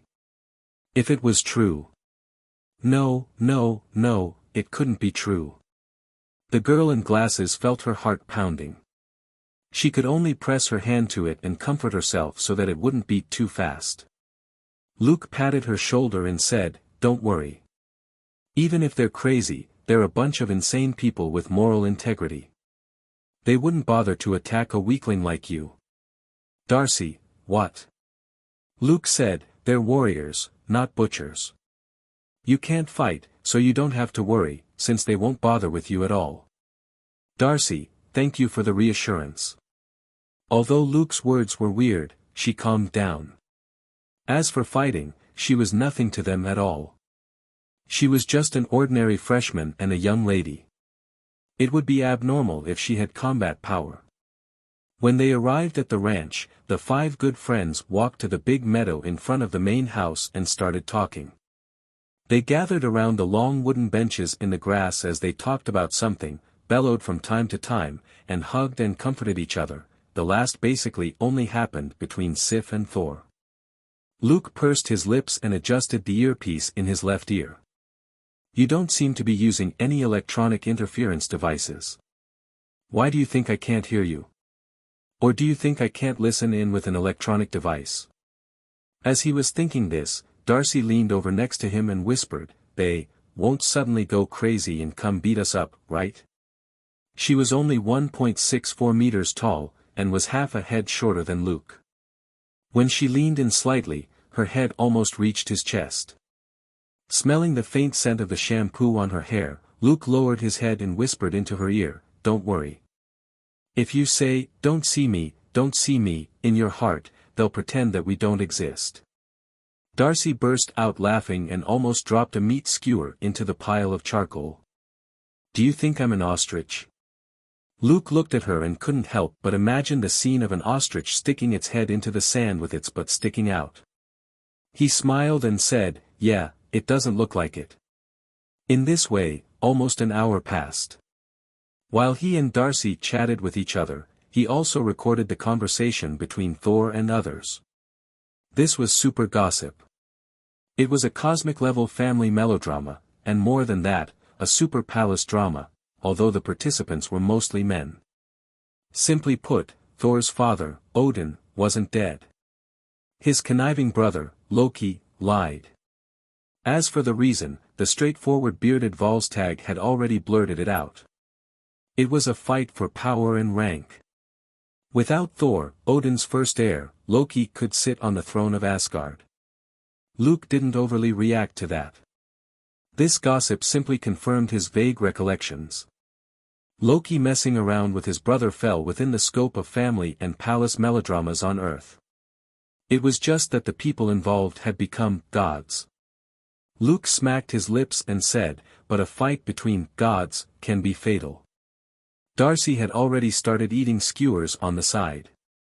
Upon hearing this, she casually asked, "Fatal? This roast meat is really spicy. Are my lips swollen?"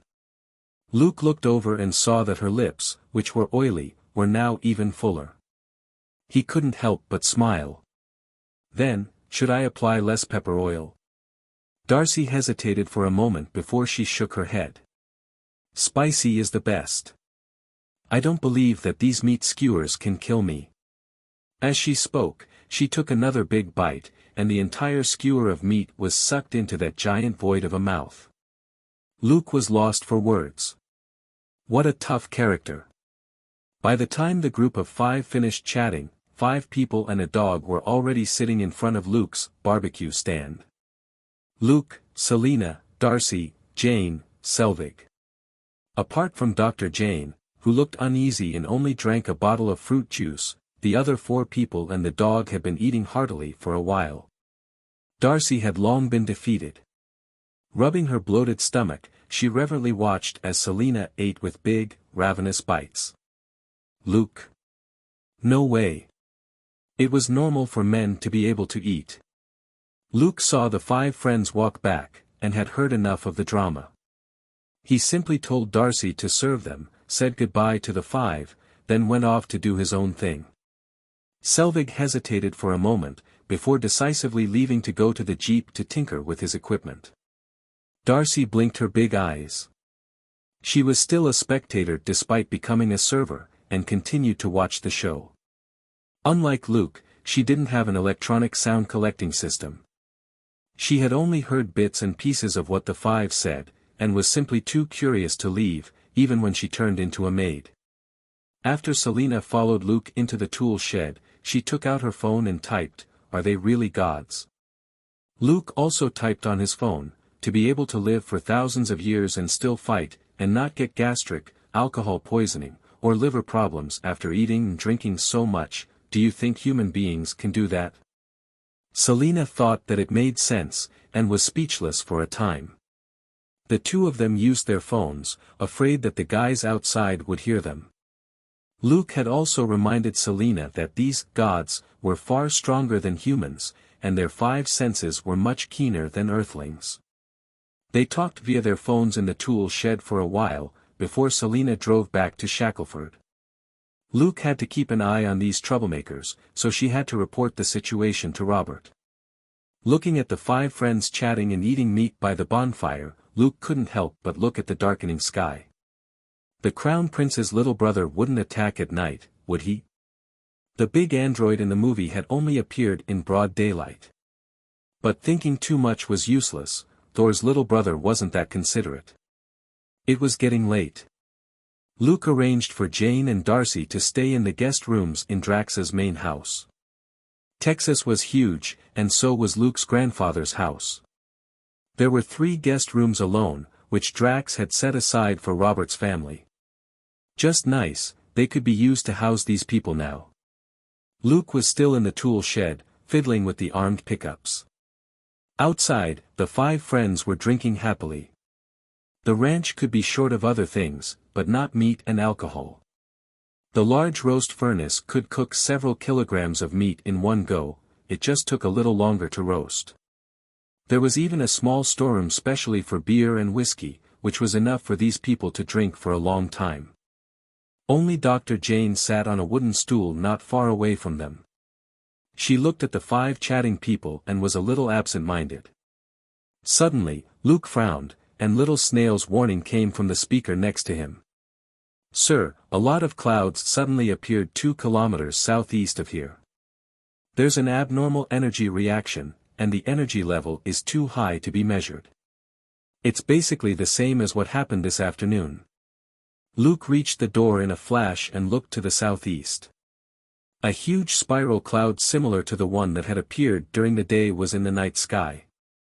What was different was that at this moment, countless tiny lights were swirling and dancing inside it, like a resplendent nebula appearing in the night sky. The 5 little friends had stopped laughing and were now standing up to look at the magnificent vortex. Luke quietly appeared next to Sif and asked calmly, "Do you have any other companions?" Sif's expression was grave. "No, we came against orders. No one else has the guts to, She turned around in surprise and looked at Luke, wondering why she had answered the question so easily. Luke narrowed his eyes. If they're not friends, then are they enemies? The implication in his words was clear and simple. The 5 friends seemed to have subconsciously understood something, and their expressions were extremely ugly. The bearded Volstagg grabbed the giant axe on the side. "I don't care who it is. I'll chop up whoever goes against Thor." Luke glanced at him. This brother was really tough, as befitting a crown prince's comrade. Out of the corner of his eye, the other 3, including Sif, also picked up their weapons. Although they didn't say anything, their intentions were exactly the same. But Thor wasn't paying attention to any of this. He just looked up at the night sky. The vortex also let out a loud rumble, and a cosmic channel shot straight down, before the vortex completely disappeared in a matter of seconds. Luke put on lenses, which projected the surveillance feed from a mid-sized drone. A huge humanoid object with a metallic luster floated out from the dust at the landing point of the channel, and flew directly toward the ranch. Sif said in a low voice, "It's the destroyer. It's coming for us." Luke suddenly said, "Retreat to the foot of the mountains in the northwest. It's too exposed here." He didn't want to fight this huge android on flat ground without any cover. That would be courting death. Without hesitation, Sif grabbed Thor and ran. She trusted Luke. Although she didn't know why this young man was friendly to them, she was willing to trust him. The 4 young Asgardians picked up their crown prince and ran at an astonishing speed. At that moment, Luke could more directly feel the strength of the Asgardian warriors. Every step that Sif and the warriors 3 took sent rocks and dust flying everywhere. They felt like heavy tanks, but were as fast as supercars, practically leaving afterimages in their wake.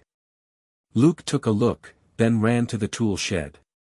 He didn't plan to directly participate in the battle.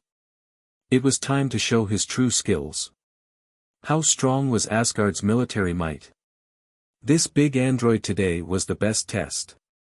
Thor was aggrieved at Sif running with him on his back, but he alerted her, to the left, a little to the left. There are a lot of big rocks there, which will be perfect for battle. Well, to him, the cement blocks were big rocks.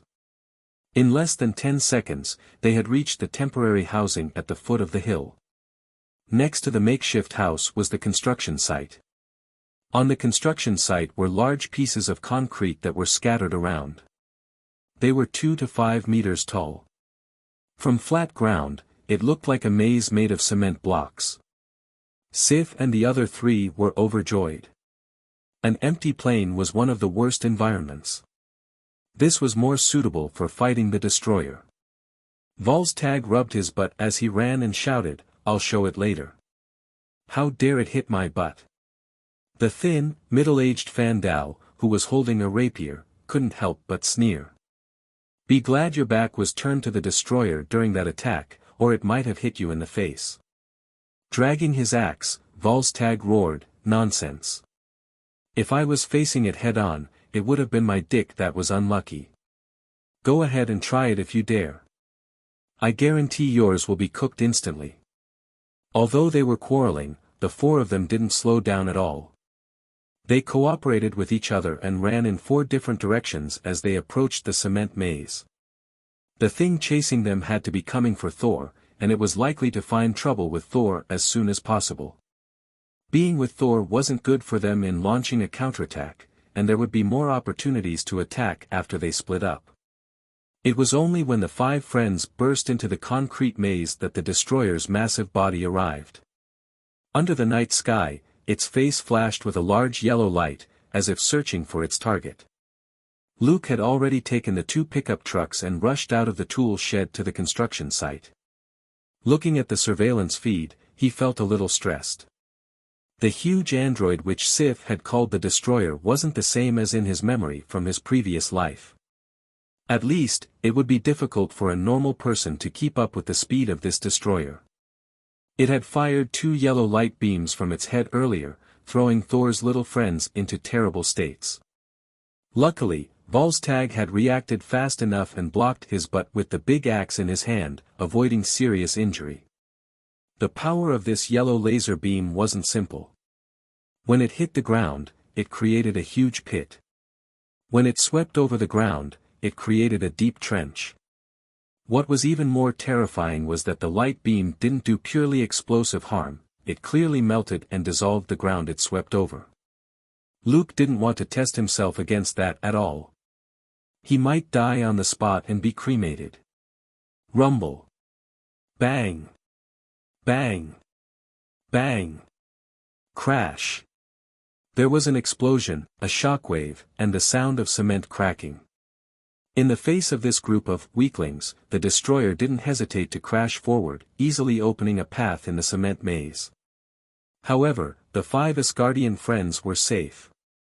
The laser beam from the destroyer's head was extremely terrifying, but it was still unable to penetrate the specially customized cement and steel blocks. With these dense blocks blocking it, its attacks couldn't hit Thor and others directly. So, after smashing its way through the cement pile, it turned a very small semicircle in the air, and the huge body that could stomp the ground into a deep pit and smash the cement maze into pieces turned back to Thor and the others. The bearded Volstagg emerged from behind a concrete block and pointed at the destroyer as he cursed, "Loki, you despicable bastard, you only know how to play tricks. If you have the guts, fight me." The first half of the sentence was fine, but the second half made Luke want to slap his forehead. Do you really think that's the brother? Do you think he'll fight you one-on-one just because you say so?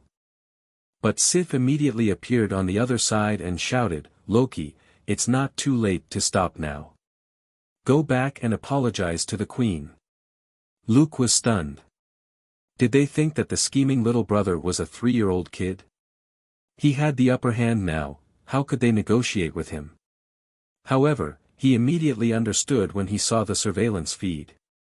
Sif and the warriors 3 weren't that stupid. In just 2 sentences, the other 2 people were in position to form a semicircle around the destroyer. They were using their words to adjust their formation so that they could counterattack. Luke's eyes lit up. This wasn't a movie, and the four of them weren't just extras, they were the most powerful generals under Thor. In ancient Chinese terms, they were the commanders who served as His Highness the Crown Prince's personal guards, and the strongest when it came to external combat. In their hundreds or thousands of years of life, if they weren't fighting a war, they were preparing for one. How could people like that be as weak as they were depicted in the movies?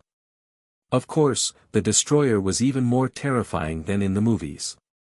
Regardless of speed, agility, defense, and long-range damage output, they were all explosive. Apart from the God of Thunder and the Hulk, these almost cheat-like existences among the Avengers, no one else could last more than a few rounds against it. Even the current Tony in Mark II would probably be broken in a few seconds. Thinking quickly, Luke stopped the car. The second car, which was controlled by Little Snail, also stopped, and Luke started surveying the situation from the bushes on both sides. He wouldn't have many opportunities to attack, and now was not the best time. He needed to be patient and wait for the right opportunity. On the other side, the destroyer's face was suddenly covered in armor. From a blob of yellow light to two blobs of yellow light that looked like eyes, it looked down at the people opposite it. An androgynous voice sounded from the head of the destroyer. "No, you betrayed Asgard and defied His Majesty's order." The man with the rapier spoke up. "His Majesty isn't dead at all, but you told Thor he was dead. You're trying to usurp the throne." The voice sounded shocked. "Really? How did you know?" Without waiting for a reply, it immediately understood. "That's right, you violated my first order and also disobeyed my father Odin's last order, and secretly came for Thor. This was my father's way of training him, but you destroyed it. You still dare to say that you are a loyal warrior of Asgard? Hee, a group of brainless fools." Sifu and the other three had ugly expressions on their faces. Even though they knew that there was something wrong with what the other party said, in terms of order, they had seriously violated the rules. In the past, even if the sky collapsed, Thor would be there to hold it up. There had been no problem with committing a misdeed of this degree. But now that Thor had been exiled, they realized that the problem was really big. Even if the destroyer killed all four of them in Midgard today, when Odin woke up, he couldn't say that Loki had done wrong, because they had chosen the road to death themselves. In a palace drama, there was no right or wrong. In the end, it still depended on who held power. That was what determined the fate of many people. Still, they were Thor's sworn friends. They had already been prepared to go against orders and come to Midgard. They just hadn't expected Loki to exaggerate it to that extent. "Loki, is that really what you think?" Thor shouted, suddenly stepping out from behind a concrete block. Shocked, all four of his friends tried to lunge at him. Thor raised his hand, signaling for him not to move, and continued, "We grew up together, fought together, and faced so many things together. Are you really lying to me? What happened to father? Answer me." The destroyer was silent for a moment. "Father's still alive," Loki suddenly said. "But he doesn't want to see you either. He was so angry at your stupidity that he fell into a coma. No one knows when he will awaken, and you know what that means. It's all your fault. You did this to father." Thor's mood had just relaxed because Odin wasn't dead, when the rest of the words slammed hard into him. Could it really be his fault? He couldn't help but question himself. "So, you deserve it," Loki said coldly. With those words, the mask of the destroyer, which had been silent, suddenly opened again. A huge yellow light instantly glowed, and was about to attack Thor. Volstagg swung the great axe in his hand and slammed it into its face. Bang! The big axe flew far away, as the light beam brushed past a dazed Thor. Loki, who was controlling the destroyer, could no longer hold back his anger. "Volstagg! You traitor!" The big bearded man was even more direct. He raised his hand and made the universal hand gesture. Light lit up the destroyer's face again. I hereby declare the death penalty for you. In the split second that Loki was distracted by Volstagg, a figure suddenly leaped up from the side and shot straight for the destroyer's head like a cannonball. The destroyer reacted quickly and waved its hand almost subconsciously. The tall figure's reaction was even faster. She twisted in the air and brushed past the giant metal hand. The double-headed spear in her hand suddenly lengthened to 5 meters, and she stabbed it down with all her strength. Creak! Amidst the unpleasant sound of metal being twisted and broken, the spear pierced through the back of the destroyer's head and tore all the way down its entire body and crotch to the ground.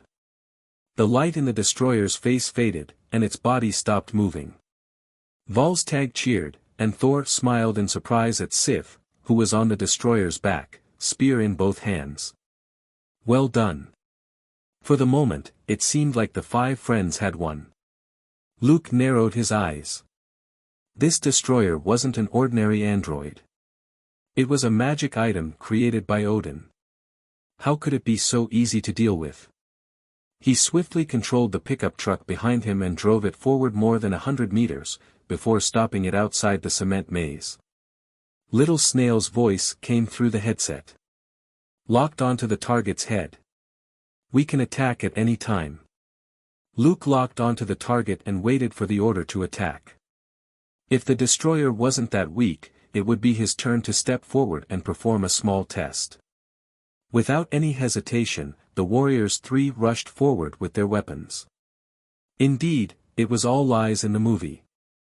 As elite Asgardian warriors at the level of generals, how could Sif and the warriors 3 think that they had destroyed the destroyer with just one blow? Taking advantage of Sif's successful attack and the fact that the destroyer was down at the moment, the warriors 3 finally launched a counterattack together.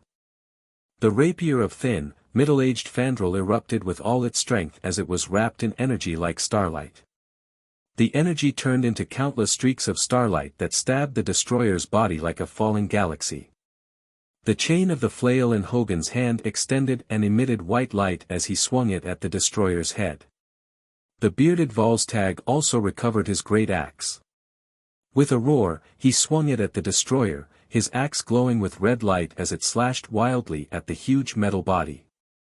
Even Sif jumped down and pulled out the sword and shield that was on her back. With a shout, she swung her sword down. A golden arc of light shot out from the tip of the sword and struck the destroyer in the back. Luke, alright, I won't believe in movies anymore. These few individuals didn't even have many scenes in the movie. Now that they were going all out, the damage output was extremely terrifying, and it was even magic or energy damage.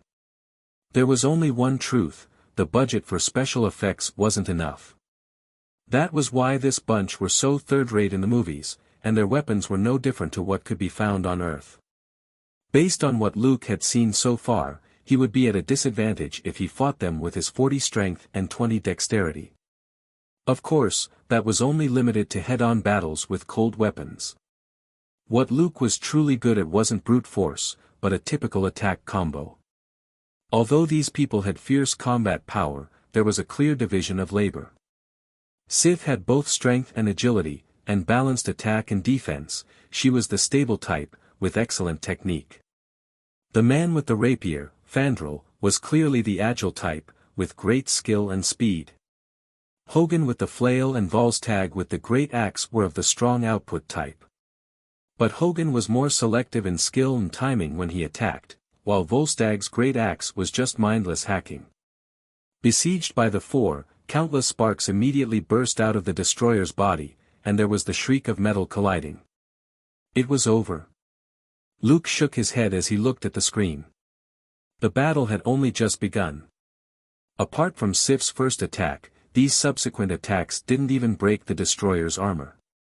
Of course, even if the armor was pierced, there might not be anything inside. After all, it wasn't a real android. It was more like a magical version of Asgardian steel armor. Sure enough, in less than 2 seconds, the yellow light in the destroyer's face lit up again, and Loki's cold laugh rang out. Are you done? You traitors are always so incompetent and self-righteous. Bang!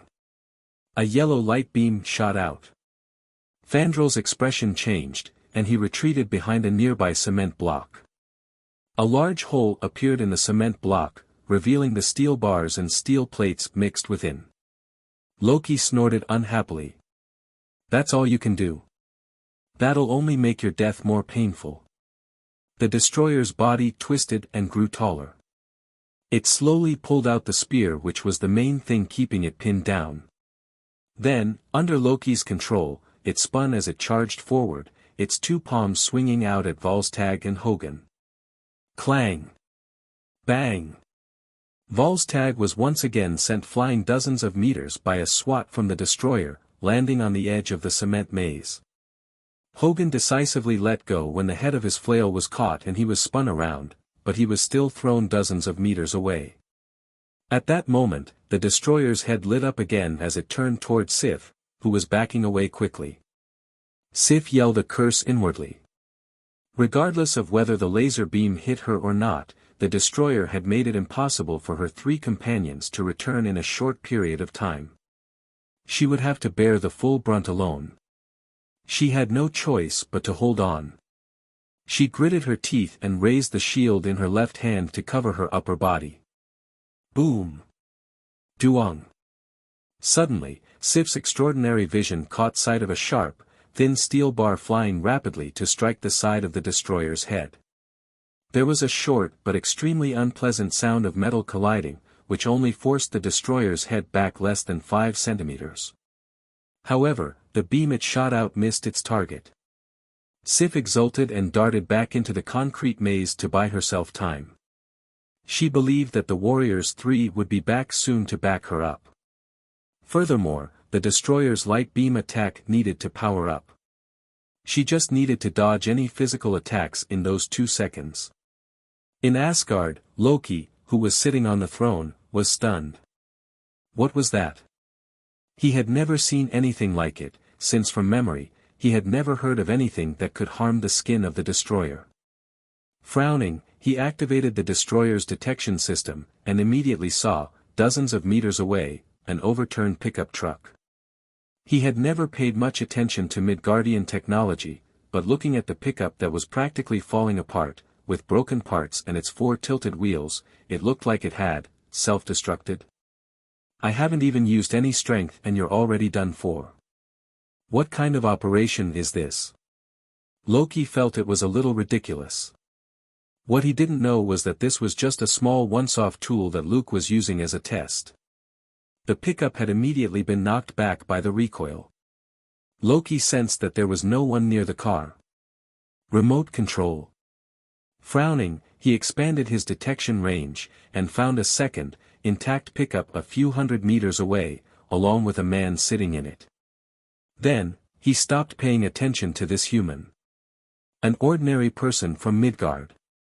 Even if he attacked the destroyer for 10,000 years, he wouldn't be able to peel off the least bit of the android skin. Ordinary humans were just ants in front of a god. The destroyer's attention immediately turned to the Warriors 3 and Sif. These 4 people were the ones who could ruin Loki's plan.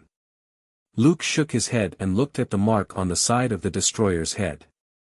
He now had a very clear sense of Asgard's military strength. The shot which the destroyer took just now was an armor-piercing shell which Luke had modified. It could pierce through the armor of a tank.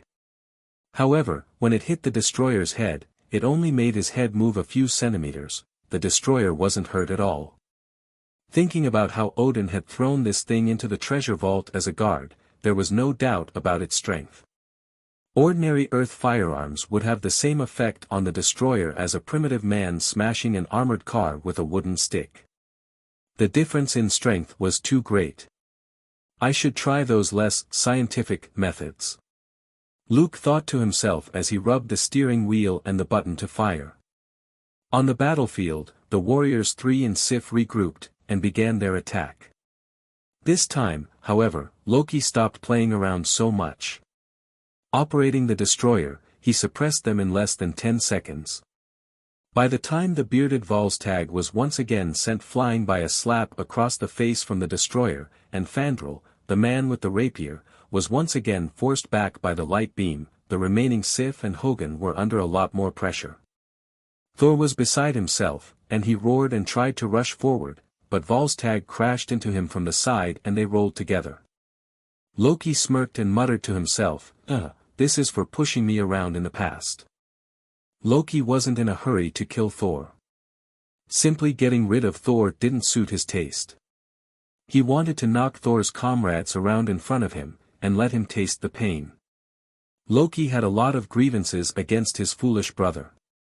Once he got the upper hand, he would definitely repay the grievances he had suffered since he was young. Luke, on the other hand, heaved a sigh of relief. He stepped on the accelerator, and the pickup sped toward the concrete maze. At that moment, the destroyer had just finished accumulating power again, and was looking at Sif, preparing to heavily injure this most difficult opponent with one shot. Thump! Thump! There were two explosive sparks on the transparent shield covering the destroyer's face.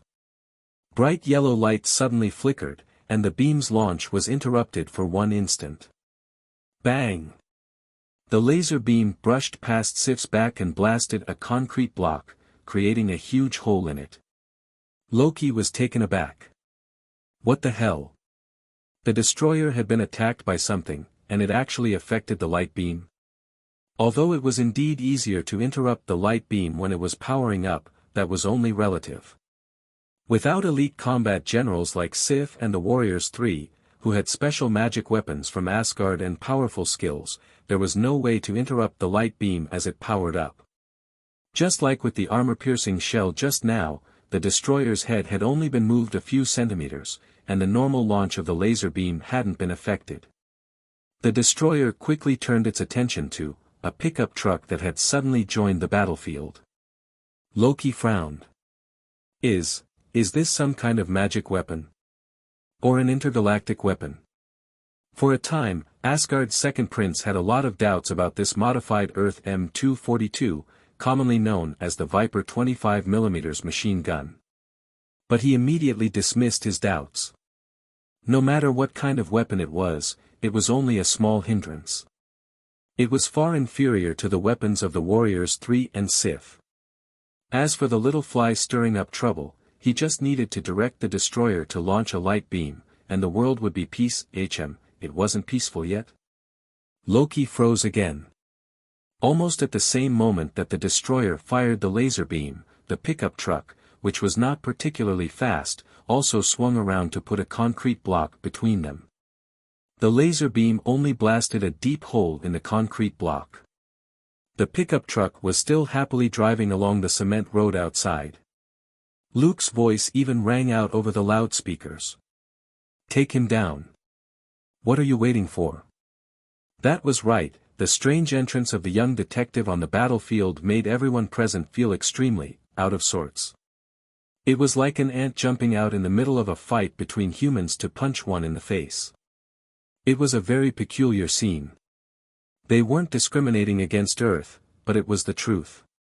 For the Warriors 3 and Sif, who could easily knock a vehicle over with one punch, human combat strength was really similar to that of ants. Loki was a little better only in that he had already started to feel out of sorts half a second earlier.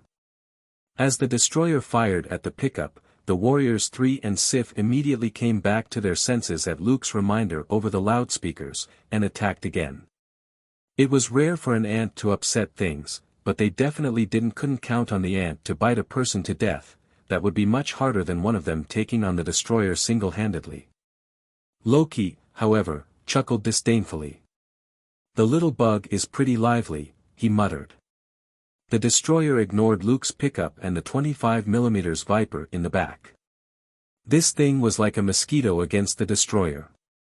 4 against 1 became 5 against 1. It didn't take more than 30 seconds, however, for everyone to sense that something was wrong. Unexpectedly, the destroyer never gained an absolute advantage again. In these 30 seconds, both sides switched between attack and defense 3 times. The destroyer missed various opportunities and was unable to injure any of the 4 friends. And the reason for this was the rundown pickup which was circling around, and which would fire off shots from time to time. The Viper which Luke was operating was always able to slightly disrupt the destroyer's long-range attack at the most opportune moment. The four friends had managed to escape the laser beam 3 times already thanks to the Viper. Without the powerful long-range damage output of the laser beam, the destroyer naturally couldn't kill any of the four friends in an instant. Loki wasn't an idiot. The second prince had learned to fight with his silly brother since he was young. However, his fighting style was more covert, as if he was always hiding in the dark.